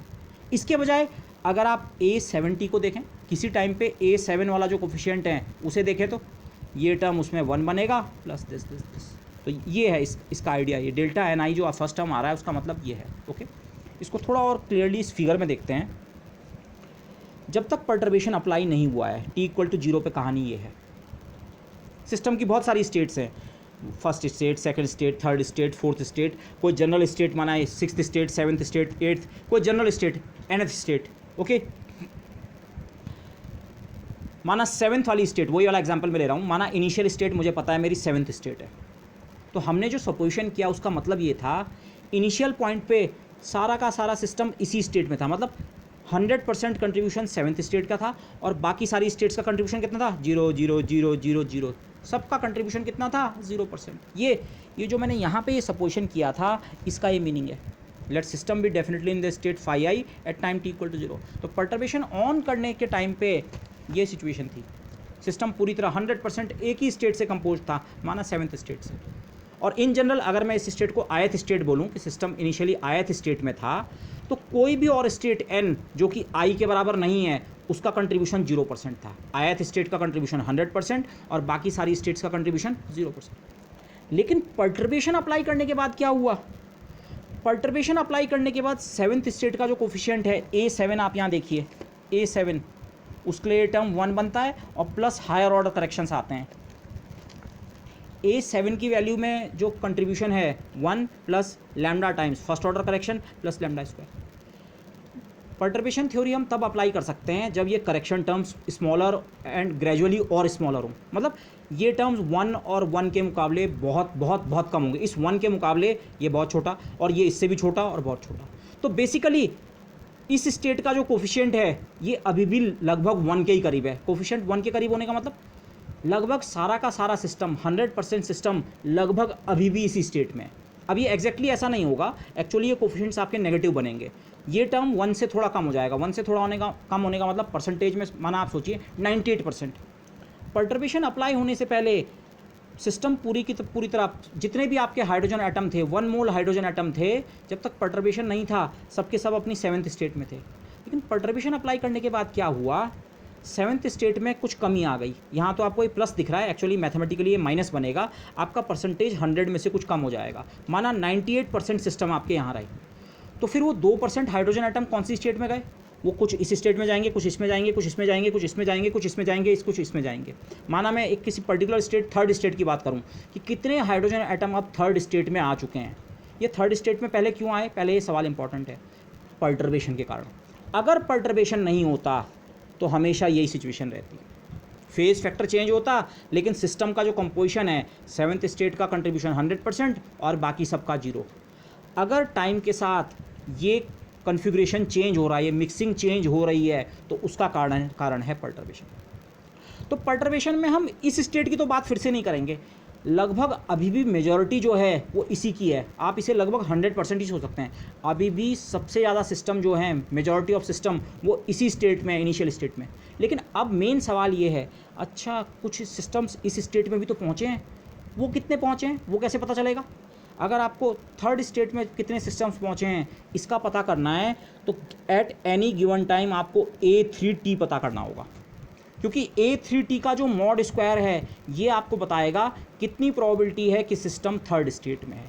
ऐसे ही अगर आप ये सवाल भी पूछ सकते हैं, अच्छा eight any given time T कितनी प्रोबेबिलिटी है कि सिस्टम स्टेट नंबर 2 में है, तो उसके लिए आपको पता करना होगा A2T, और A2T का फिर मॉड स्क्वायर करना पड़ेगा। तो आपको ये कोफिशिएंट्स निकालने ज़रूरी हैं eight any given time T। और ये कोफिशिएंट्स हम निकालेंगे कैसे? इनमें से हर एक कोफिशिएंट के लिए हमने एक पावर सीरीज़ ले रखी है, लेकिन उस पावर सीरीज़ का फर्स्ट टर्म हम शो कर चुके हैं 0। केवल 7th वाली सीरीज़ के लिए ये टर्म 1 बनेगा, बाकी सारी सीरीज़ के लिए टर्म कितना बनेगा? 0। यहाँ देखिए फिर से ANT होता है डेल्टा NI।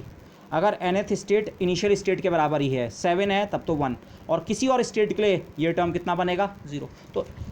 तो अगर मेरा स्टार्टिंग मैंने 7th स्टेट से की है तो चाहे सेकंड स्टेट के लिए बात करूं, चाहे थर्ड के लिए बात करूं, चाहे 18th के लिए बात करूं, चाहे किसी और स्टेट के लिए, 7th के अलावा किसी भी और स्टेट के लिए जो ये कोफिशिएंट है माना A3T, इसमें फर्स्ट टर्म 0, उसके बाद सबसे पहला term lambda times first order term plus lambda square times second order term plus, अगर मैं केवल फर्स्ट ऑर्डर तक की कैलकुलेशन करूँगा तो मैं इस टर्म को भी ड्रॉप कर दूंगा और लास्ट में हम लैम्डा को 1 रख देते हैं। तो बेसिकली A3T मेरा कैसे निकल के आएगा? मुझे A31T पता करना पड़ेगा। फर्स्ट ऑर्डर कंट्रीब्यूशन कितना है A3 में, वो अगर मुझे पता लग जाए तो मैं इस चीज़ का आइडिया लगा सकता हूँ कि पर्टर्बेशन अप्लाई करने के बाद कितनी प्रोबेबिलिटी है कि सिस्टम इस स्टेट में पाया जाए। अगर पर्टर्बेशन नहीं होता तब तो ये सिचुएशन चेंज नहीं होती। पर्टर्बेशन के कारण इस चीज़ की प्रोबेबिलिटी बनती है कि सिस्टम अब 7th स्टेट के अलावा बाकी स्टेट्स में भी पाया जाए। थर्ड में भी पाए जाने का कुछ चांस होगा, सेकंड में भी, 6th में भी, 20th में भी, बाकी सारी स्टेट्स में सिस्टम के पाए जाने का चांस है। लेकिन वो चांस कैलकुलेट कैसे करेंगे? आपको मॉड AN स्क्वायर निकालना पड़ेगा। ओके तो ये है इसका मीनिंग। ओके अच्छा, फर्स्ट ऑर्डर की कैलकुलेशन अब हम करें। फर्स्ट ऑर्डर का एक्सप्रेशन ये था मेरा, जो मैंने अलग अलग ऑर्डर्स के कोफिशिएंट कलेक्ट किए थे। फर्स्ट ऑर्डर वाला इक्वेशन ये था। अब मेरे को AN0T की वैल्यू पता लग चुकी है। AN0T की वैल्यू अगर मैं यहाँ सब्स्टिट्यूट करूँ और तब इसे इंटीग्रेट करूँगा, AN0T की वैल्यू कितनी है? AM0T की इतनी है, तो AN0T की डेल्टा NI हो जाएगी। तो ये अगर मैं यहाँ यूज़ करूँ, ये एक्सप्रेशन था उसका। ओके ये ओमेगा NM है, ओरिजिनल एक्सप्रेशन में ये था। ठीक है, दिस AN0T की value delta NI, 0th order perturbation है, मैं ये मिला, ये मैंने यहाँ सब्स्टिट्यूट किया। क्रोनेकर डेल्टा और एक समेशन आपके पास है, तो फिर से क्रोनेकर डेल्टा अपना रोल अप्लाई करेगा, समेशन ख़त्म हो जाएगा, लेकिन हर जगह इंडेक्स n जो है वो रिप्लेस हो जाएगा I से। तो आपका जो आंसर है AM का जो फर्स्ट ऑर्डर कंट्रीब्यूशन है eight any given time T, उसका टाइम डेरिवेटिव d/dt कितने के बराबर है? 1/i क्रॉस, समेशन ख़त्म, h डैश mi, n की जगह i, h dash mi e⁻∗ okay, इस फिगर को अभी देखते हैं। ओके ये फिगर एक्चुअली वही है। m की जगह अगर आप f सोचें, अब मतलब m लेबल जो है, m किसी स्टेट का नाम है, उसकी जगह अब मैं उसे f कह रहा हूँ। ओके और f जो है वो i के बराबर नहीं है। f का मेरा सेंस है फाइनल स्टेट। एक्चुअली अब सवाल ये हो चुका है, 7th के अलावा मैं बाकी स्टेट्स के लिए सवाल पूछूंगा। अच्छा थर्ड स्टेट में पाए जाने की प्रोबेबिलिटी कितनी है? पर्टर्बेशन के असर के कारण अब वो थर्ड स्टेट में भी हो सकता है। कितनी प्रोबेबिलिटी है सिस्टम थर्ड स्टेट में, या कितनी प्रोबेबिलिटी है कि वो 6th स्टेट में। मैं अब ये सवाल नहीं पूछूंगा कितनी प्रोबेबिलिटी है कि सिस्टम 7th स्टेट में है। इसका आंसर आप बोलेंगे 7th स्टेट में पाए जाने की प्रोबेबिलिटी अभी भी 100% है। Maximum number of system almost अभी भी सारे के सारे इसी स्टेट में होंगे। पर्टर्बेशन ने बहुत ज़्यादा सिस्टम्स को यहाँ से मूव नहीं किया है बाकी स्टेट्स में, लेकिन हाँ बाकी स्टेट्स के लिए ये सवाल रेलिवेंट हो जाता है। कितनी प्रोबेबिलिटी है कि सिस्टम थर्ड स्टेट में होगा और कितनी प्रोबेबिलिटी है कि सिस्टम 20th स्टेट में होगा। तो उस स्टेट को अब मैं फाइनल स्टेट कह रहा हूँ कि अगर कोई गिवन फाइनल स्टेट है, m की जगह अब मैं उसका नाम f रख रहा हूँ, लेकिन f डेफिनेटली i नहीं है। मैं 7th स्टेट से स्टार्ट कर रहा हूँ, तो मैं फाइनल स्टेट में 7th स्टेट नहीं पूछूंगा। मैं सवाल पूछूंगा तो 6th के लिए पूछूंगा, 8th के लिए पूछूंगा, फर्स्ट के लिए पूछूंगा, सेकंड के लिए। ओके तो for some final state which is not the initial state, m की जगह अगर मैं यहाँ f रख दूँ तो AF1 का dot at any given time is equal to 1/i cross, m की जगह f h dash fi e⁻∗ और इस एक्सपोनेंशियल को मैं नेगेटिव के बजाय पॉजिटिव भी लिख सकता हूँ। Omega F I equal to minus omega I f है। ये है e f minus e I upon H cross, और ये है e I minus e f upon H cross, दोनों के बीच एक माइनस साइन है। तो अगर मैं ये इंडेक्स इस ओमेगा में स्वैप कर दूँ तो वो साइन क्या हो जाएगा, change. Be careful about this. तो सिंपली मेरा एक्सप्रेशन ये बन गया, A F one eight any given time T का डेरिवेटिव। तो ए एफ वन टी कितना होगा, इसका इंटीग्रेशन। इंटीग्रेशन कहाँ से कहाँ तक, 0 से t तक, जिस दौरान आपने पर्टर्बेशन ऑन रखा है। पर्टर्बेशन हमने t इक्वल टू 0 से पहले ऑफ था, उसके बाद पर्टर्बेशन ऑन किया, लैम्डा इक्वल टू 1 किया है, कहाँ से कहाँ तक, t इक्वल टू 0 से t तक, eight any given time t तक। तो जो हमारे इंटीग्रेशन की लिमिट्स हैं 0 to t, और फिर जो हमारा इंटीग्रेशन का वेरिएबल है उसका नाम हम कुछ और रख देते हैं। इंटीग्रेशन का वेरिएबल आपको पता है डेफिनेट इंटीग्रल में डमी होता है, तो उसका नाम t के बजाय, अभी तक यहाँ ये t था, इस एच डैश के अंदर भी एक टी छुपा हुआ है, यहाँ पे ये चीज़ ध्यान रखें, ये एच डैश एफ आई जो है इसका मतलब ये है एफ एच डैश जो कि टी का फंक्शन है आई। लेकिन अब ये जितने यहाँ जितने टी डिपेंडेंट पार्ट थे उनकी जगह टी डैश रख दो, T dash E bar eta omega F I T dash integration over D T dash, और एच डैश जो है वो भी किसका फंक्शन, टी डैश का। इसके बाद इस एक्सप्रेशन को इंटीग्रेट कीजिए, कहाँ से, 0 से टी तक। तो अब इंटीग्रेशन करने के बाद टी डैश तो खत्म हो जाएगा, पर जब आप लिमिट्स पुट करेंगे 0 से टी तक, 0 से टी टाइम तक हमारा पर्टर्बेशन अप्लाई हुआ, तो ए एफ वन जो है किसका फंक्शन बनेगा, टी का। तो ए एफ वन जो फर्स्ट ऑर्डर कोफिशिएंट है किसी फाइनल स्टेट का, और हमें यही चाहिए, हमारी फाइनल स्टेट इनिशियल स्टेट के बराबर नहीं है। तो ये मैं इस स्टेट की तो बात नहीं कर रहा हूँ, इस स्टेट की बात नहीं करने का मतलब ये फर्स्ट वाला कोफिशिएंट मेरा 1 नहीं है, बाकी सारी स्टेट्स के लिए ये स्टार्टिंग कोफिशिएंट कितना है, 0। तो अब कंट्रीब्यूशन अगर मुझे देखना है तो सबसे पहला टर्म ये होता है, सबसे इंपॉर्टेंट टर्म ये है। और अगर हम हायर ऑर्डर पर्टर्बेशन नहीं कर रहे हैं तो इनको मैं ड्रॉप कर दे रहा हूँ। तो मेरे काम का टर्म कौन सा है, केवल वाला ये वाला A3 में मेरे काम का टर्म केवल A31 है, A4 में केवल A41, लैम्डा को हम बाद में 1 रख देंगे। तो हमें केवल फर्स्ट ऑर्डर का टर्म निकालना है, फर्स्ट ऑर्डर का टर्म ये निकाल तो दिया। आपको अगर पर्टर्बेशन दे रखा है और अनपर्टर्ब्ड सिस्टम को आप सॉल्व करके उसकी इनिशियल और फाइनल स्टेट निकाल सकते हैं, तो ये मैट्रिक्स एलिमेंट इन प्रिंसिपल आप निकाल सकते हैं। इसको इस एक्सपोनेंशियल फैक्टर जिसमें कि बोर एंगुलर फ्रिक्वेंसी आ रही है इसके साथ मल्टीप्लाई करो, 0 से t तक इंटीग्रेट करो, 1/r क्रॉस बन गया का। ओके, अगेन इस चीज़ को मैंने यहाँ पे ऐसे लिखा है, अगर फाइनल स्टेट हमारी इनिशियल स्टेट के बराबर नहीं है, फाइनल स्टेट इनिशियल स्टेट के बराबर नहीं होने का मतलब ये फर्स्ट वाला टर्म 1 नहीं हो सकता है, ये टर्म n बराबर i के लिए 1 होता है। अब n की जगह आप f सोचें, ए एफ बराबर डेल्टा एफ आई, लेकिन f और i अगर सेम नहीं है, फाइनल स्टेट इनिशियल स्टेट से अलग है, मैं सवाल 7th स्टेट के लिए नहीं पूछूंगा, उसके अलावा किसी और स्टेट के लिए अगर सवाल पूछूंगा तो ये टर्म कितना होगा, 0। और हायर ऑर्डर टर्म्स को मैं छोड़ दूंगा, तो मेरा आंसर कितना बनेगा, केवल ए एफ टी, एन की जगह ए एफ टी बराबर 0 प्लस लैम्डा, लैम्डा की जगह हम 1 रख देंगे, ए एफ वन टी। तो जो एफएथ स्टेट का जो कंट्रीब्यूशन है जिसे हम प्रोबेबिलिटी एम्पलीट्यूड कहते हैं, ए एफ टी जो है सिंपली 0 प्लस लैम्डा की जगह 1 रख के ए एफ वन टी, तो ए एफ टी की जगह simply A F one T. ये ए एफ टी प्रोबेबिलिटी का एम्पलीट्यूड है, ये केवल ये बता रहा है एफ वाली स्टेट की हिस्सेदारी कितनी है, उसकी अगर आपको प्रोबेबिलिटी कैलकुलेट करनी है, ये केवल प्रोबेबिलिटी का एम्पलीट्यूड है। एक्चुअल प्रोबेबिलिटी निकालने के लिए इसका मॉड स्क्वायर करना पड़ता है, तो इसका मॉड स्क्वायर करो या इसका मॉड स्क्वायर करो, एक ही बात है क्योंकि ये इसके बराबर है। ए एफ वन टी का स्क्वायर का एक्सप्रेशन ये लिखा हुआ है, ये एक्सप्रेशन मैंने अगर इवेल्युएट कर लिया तो इसका अगर मैं मॉड स्क्वायर कर दूंगा तो मुझे क्या मिल जाएगा, इस चीज़ की प्रोबेबिलिटी, ये है प्रोबेबिलिटी किस चीज़ की, कि सिस्टम एफएथ स्टेट में पाए जाने का चांस कितना है, the probability of the system being found in the fth state under the action of the perturbation. अब ये पॉइंट इंपॉर्टेंट है, ए एफ टी स्क्वायर जो है, ये जो फैक्टर है, it is the probability that the system be found in the state F, किसी state F में सिस्टम के पाए जाने की प्रोबेबिलिटी को इंडिकेट कर रहा है जहाँ एफ आई के बराबर नहीं है, ठीक है। लेकिन t इक्वल टू 0 पे, but at t equal to 0 the system was definitely not in the state F. Starting time पे तो हमने कहा सिस्टम तो ith स्टेट में था, तो ये एफएथ स्टेट में कहाँ से आ गया, एफ आई से अलग एक स्टेट है और उसमें पाए जाने की प्रोबेबिलिटी आप ये नंबर बता रहे हैं, ये नंबर ऐसे करके निकल आएगा, ये नंबर की कुछ वैल्यू है, चाहे कितनी भी कम हो, 0.0002% हो, पर ये नंबर जनरेट कहाँ से हुआ, कैसे ये प्रोबेबिलिटी बन गई कि जो सिस्टम इनिशियली 7th स्टेट में था पर्टर्बेशन अप्लाई करने से पहले, अब वो 3rd स्टेट में भी पाए जाने की प्रोबेबिलिटी है। ये हुआ किसके कारण, ये पर्टर्बेशन के कारण हुआ। तो ये जो प्रोबेबिलिटी का जनरेशन हो रहा है, ये ये टर्म प्रोबेबिलिटी है एफएथ स्टेट में पाए जाने की, बट ये प्रोबेबिलिटी आई कहाँ से? It's the perturbation h dash which acted from the time 0 to t that sent the system to the fth state. ये पर्टर्बेशन ने बेसिकली सिस्टम को 7th स्टेट से 3rd स्टेट में सेंड किया, पूरे सिस्टम को नहीं, मतलब 100% सिस्टम को नहीं, लेकिन कुछ प्रोबेबिलिटी तो जनरेट हुई है। तो ये जो ट्रांजिशन हुआ है 7th स्टेट से 3rd स्टेट में, या 7th स्टेट से 2nd स्टेट में, या 7th से 20th, किसी भी स्टेट में जो ट्रांजिशन है वो जनरेट किसके कारण हुआ? प्रोबेबिलिटी के कारण, पर्टर्बेशन के कारण। तो इसीलिए अब इस चीज़ का हम एक दूसरा नाम भी दे सकते हैं, इसका मॉड स्क्वायर या इसका मॉड स्क्वायर। इसे हम कहेंगे the transition probability from the ith to the fth state under the action of h dash. इसको फिर से सोचिए, पर्टर्बेशन नहीं था, ये 100% कंट्रीब्यूशन रहता और ये हमेशा जीरो ही, हमेशा यही स्टेट बरकरार रहती, पर पर्टर्बेशन ने क्या किया?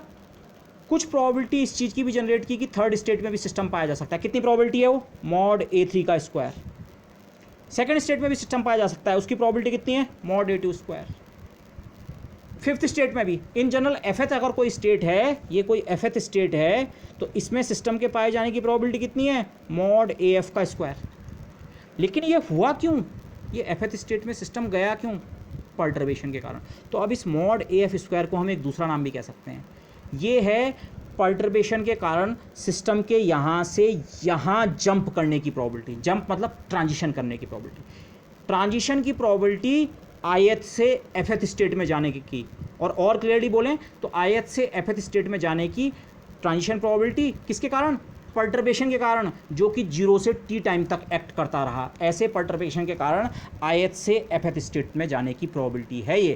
तो the transition probability from the ith to the fth state under the action of the perturbation Hamiltonian, h dash के एक्शन के कारण।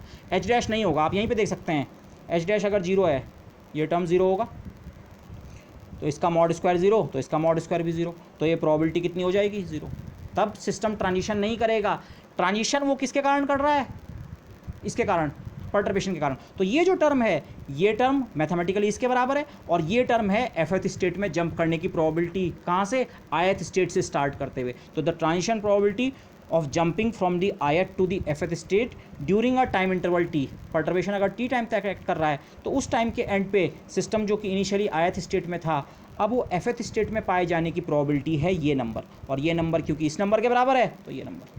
तो अब हमारा जो एम होगा, जब हम इसमें प्रॉब्लम सॉल्विंग करेंगे, इस एक्सप्रेशन को इस्तेमाल करके हम AF1t निकालेंगे, फर्स्ट ऑर्डर तक की कैलकुलेशन करेंगे, और इस टर्म का मॉड स्क्वायर अगर मैं करूँगा तो वो मुझे बताएगा अच्छा कितनी प्रोबेबिलिटी है कि जो सिस्टम इनिशियली ith स्टेट में था वो अब fth स्टेट में पाया जाए। इस चीज़ की प्रोबेबिलिटी इस नंबर का, इस इंटीग्रल का मॉड स्क्वायर मुझे दे देगा। सो दिस, तो टाइम इंडिपेंडेंट पर्टर्बेशन थ्योरी हम केवल फर्स्ट ऑर्डर तक करेंगे, और वहाँ पे हमारा एम यही निकालना होगा। हमने सवाल को दूसरी तरह से पोज किया, पर एक्चुअल हमारा जो सवाल है और जो हम आंसर देंगे वो यही होगा कि इनिशियली सिस्टम अब 7th स्टेट में था, तो उसके 3rd स्टेट में ट्रांजिशन करने की प्रोबेबिलिटी कितनी है, और 6th में ट्रांजिशन करने की प्रोबेबिलिटी कितनी है, और 20th में, किसी जनरल स्टेट में, इनिशियल स्टेट को छोड़ के किसी और स्टेट में पर्टर्बेशन के असर के कारण उसके जंप करने का चांस कितना है। ट्रांजिशन प्रोबेबिलिटीज़ इवेलुएट करना हमारा मेजर टास्क होगा। Okay, continuing forward a bit more. AF1t का एक्सप्रेशन मैंने यहाँ पे फिर से रिपीट किया है। AF1t जो है 1/i dash cross integral 0 to t h dash fi function of t dash की तरह ट्रीट करें। Okay, e⁻ fi t dash, ये नेगेटिव एक्सपोनेंशियल को मैंने i और f को बदल के पॉजिटिव में कन्वर्ट कर दिया था, dt dash. Okay, it is that, इस चीज़ को हम ट्रांजिशन प्रोबेबिलिटी का एम्पलीट्यूड कहेंगे। एम्पलीट्यूड का स्क्वायर आपको प्रोबेबिलिटी देता है, तो ये ट्रांजिशन प्रोबेबिलिटी का एम्पलीट्यूड है। और अगर मैं इसको मॉड स्क्वायर कर दूँ, इस चीज़ ये निकालूंगा, इसका मॉड स्क्वायर कर दूंगा, तो ये मुझे देगा the probability of this system which was initially in the state ith state being found at the end of time interval t in the state f। System जो इनिशियली ith स्टेट में था, t time तक जब तक हमने perturbation apply किया, तो उस इंटरवल के लास्ट में उसके fth स्टेट में ट्रांजिट करने की प्रोबेबिलिटी ये नंबर मुझे बताएगा। यहाँ पे मैंने क्लैरिटी के लिए इस चीज़ को भी लिखा है। h dash fi t dash का मतलब क्या है? h dash at t dash matrix element of the perturbation between the f and the ith state, और इसका मतलब अगेन ये इंटीग्रल होता है फाई एफ स्टार अनपर्टर्ब्ड वाले सिस्टम का एफ स्टेट के वेव फंक्शन का कॉम्प्लेक्स कॉन्जुगेट, एच डैश को टी डैश के फंक्शन के रूप में लिखो, फाई आई आयत वाला अनपर्टर्ब्ड सिस्टम का वेव फंक्शन डी टाउ, ये इंटीग्रेशन करके ये टर्म बना, बोर फ्रिक्वेंसी टर्म के साथ मल्टीप्लाई करो, इंटीग्रेट करो, ये निकल के आएगा, इसका मॉड स्क्वायर करो, आपको आयत से एफ स्टेट में जंप करने की प्रोबेबिलिटी मिल जाएगी। सिचुएशन ये है, ओके, इस पर मैं अभी आता हूँ यस। बट ये माना आयत स्टेट है, बाकी स्टेट्स कुछ भी हैं, मैंने उनका नाम ऐसी alpha beta gamma N M रख दिया, लेकिन एक पर्टिकुलर स्टेट एफ के लिए अगर आप सवाल पूछ रहे हैं, एफ ये स्टेट भी हो सकती है, ये भी हो सकती है, आप इसके लिए भी ये सवाल पूछ सकते हैं, यहाँ से यहाँ जंप करने की भी कुछ प्रोबेबिलिटी होगी, और यहाँ से यहाँ भी, और यहाँ से यहाँ भी, तो किसी पर्टिकुलर स्टेट एफ में जो जंप करने की प्रोबेबिलिटी है वो एक इंटीग्रल बन रहा है। उस इंटीग्रल में किस तरह के फैक्टर आ रहे हैं, एक एच डैश का टर्म आ रहा है और एक एक्सपोनेंशियल, एक एच डैश का टर्म और एक एक्सपोनेंशियल, ओके।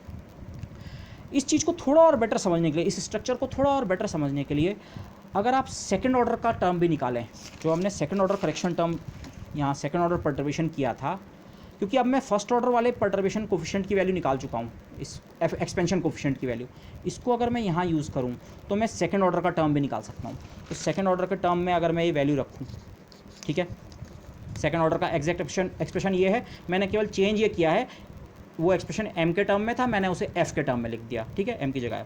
तो ए एफ टू का डॉट बराबर होता है 1/8 cross summation N A N 1 H dash F N e⁻ omega F N T. तो अगेन वैल्यू बाद में सब्स्टिट्यूट करेंगे यहाँ चीज़ों की, अगर आप इसे इंटीग्रेट करें तो इंटीग्रेशन 0 से टी तक, और जितनी चीज़ें यहाँ टी का फंक्शन है उसकी जगह उस टी डैश रख दो, ठीक है, H dash function of t dash, integration का variable dummy h dash F N t dash, a n भी टी का फंक्शन है, ए एन टी डैश हो जाएगा दिस। अब यहाँ पे ए एन 1 टी का एक्सप्रेशन मैंने ये लिख रखा है, एन के बजाय एफ है, ओके, बट लेकिन मुझे इस एक्सप्रेशन में जो चाहिए, अब मुझे ए एन 1 टी डैश चाहिए, तो ए एन 1 टी डैश कैसे मिलेगा, 0 से टी तक का इंटीग्रेशन किया तो ए एन या एफ टी मिला था, अगर ये इंटीग्रेशन की लिमिट खुद टी डैश तक हो जाए तब ये क्या बनेगा, ए एफ 1 टी डैश। लेकिन अगर आप इंटीग्रेशन की लिमिट टी डैश रखते हैं तो अंदर जो इंटीग्रेशन का वेरिएबल है जो कि डमी होता है उसका नाम कुछ और रखना पड़ेगा। इंटीग्रेशन का वेरिएबल का नाम आप कुछ भी रख सकते हैं, एक्स भी रख सकते हैं, पर ये इंडिकेट करने के लिए वो टाइम वेरिएबल है, उसका नाम हम टी डबल डैश कर देंगे। तो यहाँ पे ये वाला जो पर्टिकुलर इंटीग्रल है, ये मैंने यहाँ ये ब्लैक स्केच पेन से ही कर रखा है, ये इतने के बराबर है। ये फर्स्ट ऑर्डर वाला जो रिजल्ट है ये यहाँ पे लिखा हुआ है, 0 से टी डैश का integral H dash N I T double dash e⁻ omega N I T double dash D T double dash, ये इसकी वैल्यू, इसके बाद ये वाला टर्म ये, और ये वाला टर्म ये सारे टर्म टी डैश के टर्म में। अगर आप इसको भी अभी भी एक ही टर्म सोचें तो ये इंटीग्रेट होके टी डबल डैश खत्म हो जाएगा और लिमिट्स के कारण टी डैश आएगा, T dash T dash T dash T dash के ऊपर इंटीग्रेशन, टी डैश भी इंटीग्रेशन के बाद, इस दूसरे इंटीग्रेशन के बाद टी डैश भी खत्म हो जाएगा और बचेगा केवल टी, ओके। इस स्ट्रक्चर को थोड़ा आप केयरफुली कर लें एक बार, ये क्यों कर रहा हूँ मैं स्ट्रक्चर, हम इस पे बेस्ड कैलकुलेशंस नहीं करेंगे।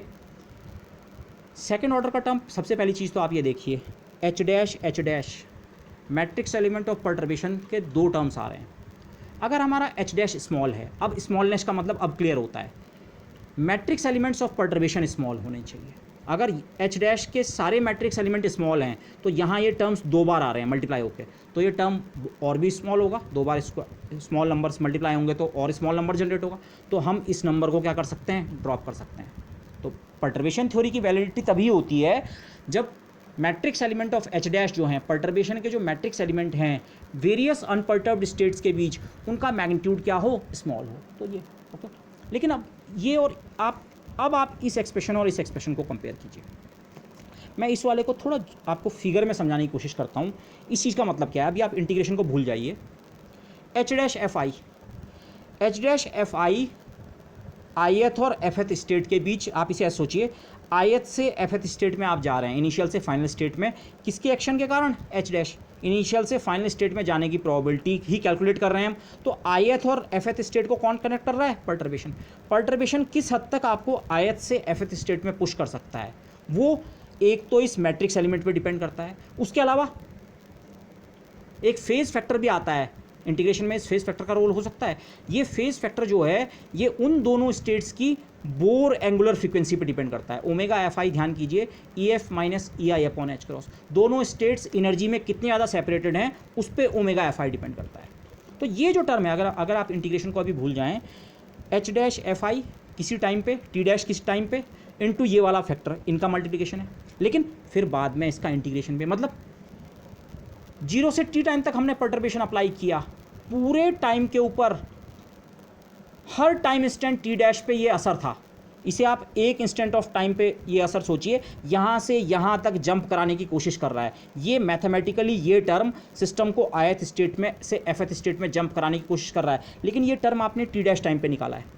लेकिन परटर्बेशन तो आपका 0 से टी टाइम तक पूरे टाइम पे अप्लाइड था, 0 टाइम से लेकर और टी टाइम तक आपका परटर्बेशन ऑन था। तो हर इंस्टेंट पे इतना कंट्रीब्यूशन, तो टोटल उसमें कितना कंट्रीब्यूशन हो जाएगा, इस तरह के टर्म्स का एडिशन कर दो, कहाँ से, 0 से लेकर टी तक। ये फैक्टर बाकी 1/i वगैरह कॉन्स्टेंट्स हैं। लेकिन ये अगर आप इस टर्म को इस तरह से सोचें तो यही पिक्चर यहाँ भी अप्लाई होती है। पहले इसमें इस अंदर वाले इंटीग्रेशन को समझो। अंदर वाला इंटीग्रेशन में भी पहले केवल ये टर्म देखो, आप ith स्टेट से स्टार्ट कर रहे हैं, लेकिन आप fth स्टेट में नहीं जा रहे हैं, आप किसी स्टेट में जा रहे हैं, nth स्टेट में। ये nth स्टेट कौन सी है, nth state summation over n। nth state system की कोई भी स्टेट हो सकती है। ये है ith स्टेट, ये है fth स्टेट। लास्ट में तो हम ith से fth में ही जाएंगे, जैसे यहाँ ith से fth में गए, पर पहले सिस्टम ith से किसी इंटरमीडिएट स्टेप nth स्टेप में जा रहा है। ith से सिस्टम जा रहा है nth स्टेट में, ith से nth में। आप इसको और इसको कंपेयर करो, h dash fi, h dash ni, omega fi, omega ni, same structure है, बस f की जगह n है। तो ये वाला जो टर्म है, केवल ये वाला विदाउट इंटीग्रेशन, ये कह रहा है किसी बहुत छोटे instant of time t double dash पे सिस्टम के i से और n में जंप करने का चांस ये है। इसी तरह का फैक्टर है, लेकिन फिर हमने इसके ऊपर इंटीग्रेशन कर रखा है, इस टी डबल डैश के ऊपर इंटीग्रेशन कर रखा है 0 से टी डैश तक। ये पूरी प्रोसेस केवल एक particular instant of time T double dash नहीं हो रही है, पूरा एक इंटरवल है 0 से लेकर टी डैश तक। उस इंटरवल में सिस्टम ने इसे स्टेट को कहाँ से कहाँ पुश किया, ith से nth में पुश किया। उसके बाद ये हो गया, और फिर इसके अलावा ये बाकी कंट्रीब्यूशन देखो, nth से fth, nth से fth, ये भी उसी टाइम का टर्म है। ये सारे टर्म्स का स्ट्रक्चर एक ही है, h dash some state e to the power eta some state, ith से nth, nth से fth। अब ये जो सेकंड टर्म है h डैश और एक्सपोनेंशियल मिला के, ये है nth स्टेट से fth स्टेट में जंप होने की प्रोबेबिलिटी, nth से fth में। ओवरऑल गए तो आप i से f में, पर बीच में एक इंटरमीडिएट स्टेप कौन सा आ गया, nth। और ये nth स्टेज कौन सी है, n के ऊपर सम है, और सम n की सारी वैल्यू के ऊपर हो सकता है, 1 के ऊपर भी, 2 के ऊपर भी, इवन i के ऊपर भी हो सकता है। मतलब ये इंटरमीडिएट स्टेप इस सिस्टम की कोई सी भी स्टेट हो सकती थी।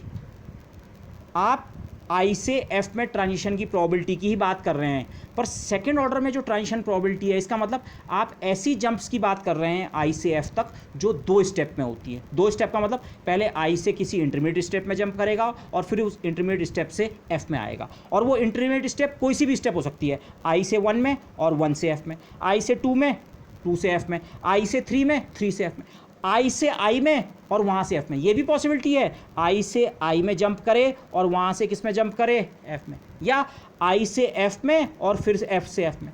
ये सारी पॉसिबिलिटीज़ के ऊपर आप सम कर दें तो आपको कुल मिला के 2 स्टेप्स में यहाँ से यहाँ जंप करने की जितनी प्रोबेबिलिटी है उसका सम मिलता है। ये है सेकंड ऑर्डर की प्रोबेबिलिटी। अब आप इस फर्स्ट ऑर्डर की प्रोबेबिलिटी को बेटर अप्रिशिएट कर सकते हैं। ये सिंपली एक स्टेप में i से f में जंप करने की प्रोबेबिलिटी है। पूरे t टाइम इंटरवल जब तक परटर्बेशन ऑन है, उस पूरे टाइम इंटरवल के दौरान सीधे सीधे i से f में जंप करने की प्रोबेबिलिटी है। सेकंड ऑर्डर का ट्रांजिशन एम्पलीट्यूड अगर हम निकालेंगे या सेकंड ऑर्डर का एक करेक्शन टर्म निकालेंगे तो इसका मैथमेटिकल स्ट्रक्चर, मैथमेटिक्स के बजाय आप इसे इस फॉर्म में सोचें। ये बेसिकली क्या बता रहा है, आई से पहले सिस्टम किसी इंटरमीडिएट स्टेप में जंप करेगा, वो इंटरमीडिएट स्टेप सिस्टम की कोई भी स्टेट हो सकती है, समेशन ओवर एन है, और फिर nth स्टेट से कहाँ आएगा, एफ स्टेट में आएगा। ओके, ये टाइम इंटीग्रेशन वगैरह की भी इंपॉर्टेंस है, आप उसे भी देखने की कोशिश कर सकते हैं, मैं यहाँ पे एक्सप्लेन नहीं कर रहा हूँ। Okay, so this summation N is important. तो ये जो टर्म है आप देख सकते हैं, this is a second order term. Second order क्यों, एच डैश के 2 टर्म्स आ रहे हैं, 2 मैट्रिक्स एलिमेंट्स एच डैश। और बेसिकली ये टर्म अगर आप इस फिगर के टर्म में सोचें, ये क्या एक्सप्लेन कर रहा है, अगेन जंप तो आई से एफ में ही हो रहा है, आई से एन में और फिर एन से एफ में, तो ओवरऑल तो जंप आई से एफ में ही किया, लेकिन 2 स्टेप्स में, सिंगल स्टेप में नहीं, 2 steps, that is via 1 intermediary state. मतलब आई और एफ के बीच एक इंटरमीडिएटरी स्टेट थी, लेकिन वो इंटरमीडिएटरी स्टेट कौन सी थी? सिस्टम की all possible states intermediary state की तरह काम कर सकती थी, इसलिए सबके ऊपर सम किया। तो 2 स्टेप्स में अगर हम जंप कर रहे हैं आई से एफ में, तो उस ट्रांजिशन की प्रोबेबिलिटी जो है वो यहाँ से पता लगेगी। यहीं से आप आइडिया लगा सकते हैं, अच्छा 3 स्टेट्स में जंप करने की, अगर ए एफ 3 की बात करेंगे, थर्ड ऑर्डर वाला, या ए एफ 4, तो उसका मतलब क्या होगा? आई से जाएंगे तो एफ में ही, पर बीच में कितनी इंटरमीडिएट स्टेप्स? यहाँ 2 इंटरमीडिएट स्टेप्स, यहाँ 3 इंटरमीडिएट स्टेप्स, एंड सो। पर फिर बात वही आती है, अगर परटर्बेशन वैसे ही वीक है तो किसी भी एक जंप की प्रोबेबिलिटी अपने आप में ही कम है, 7th से 3rd में जाने की प्रोबेबिलिटी ही कम है, तो फिर 7th से 3rd में 2 स्टेप में आने की प्रोबेबिलिटी तो और भी कम होगी, और 7th से 3rd में 7 स्टेप्स में आने की प्रोबेबिलिटी तो और भी कम होगी। तो हायर वाले जो कोफिशिएंट्स हैं उनको हम नेगलेक्ट कर सकते हैं, लेकिन ये मैथमेटिकल स्ट्रक्चर आप देख सकते हैं यहाँ पे, जो हायर ऑर्डर कोफिशिएंट्स हैं इन प्रिंसिपल आप सारे के एक्सप्रेशंस इस फॉर्म में लिख सकते हैं। इसमें 2 इंटीग्रल आए, ए एफ 3 में ऐसे 3 इंटीग्रल आएंगे, सबसे अंदर का इंटीग्रेशन का वेरिएबल टी डबल डैश, इसका इंटीग्रेशन की लिमिट 0 से टी डैश तक, फिर बाकी integration T dash dummy variable, integration 0 से टी तक। तो इस स्ट्रक्चर में आप बाकी जो कोफिशिएंट्स हैं वो भी लिखने की कोशिश कर सकते हैं। ओके दिस, लेकिन अगर परटर्बेशन स्मॉल है तो मुझे AF2, AF3, AF4 की चिंता नहीं करनी है। We can get good results from AF1T itself. केवल जो फर्स्ट ऑर्डर का करेक्शन टर्म है, फर्स्ट ऑर्डर वो जो एक्सपेंशन में 0th ऑर्डर वाला टर्म तो 0 हो गया, अगर फाइनल स्टेट और इनिशियल स्टेट सेम नहीं है तो वो फर्स्ट AF0 तो 0 हो गया। तो हमें केवल AF1 निकालना है, और AF1 का एक्सप्रेशन ये रहा, और इसका मॉड स्क्वायर हम करेंगे, और ये हम कहेंगे ये इस चीज़ की प्रोबेबिलिटी है कि सिस्टम जो इनिशियली आयत स्टेट में था, परटर्बेशन अगर टी टाइम तक अप्लाई हुआ 0 से टी तक, तो कितनी प्रोबेबिलिटी है कि सिस्टम अब एफएथ स्टेट में पाया जाए, ये इसकी प्रोबेबिलिटी। फर्स्ट ऑर्डर परटर्बेशन तक ही हम करेंगे टाइम डिपेंडेंट परटर्बेशन थ्योरी में, और हम इस फॉर्मूले को अब आगे इस्तेमाल करेंगे। Okay, so with that I would like to end this slightly long lecture. Okay, so thank you everybody.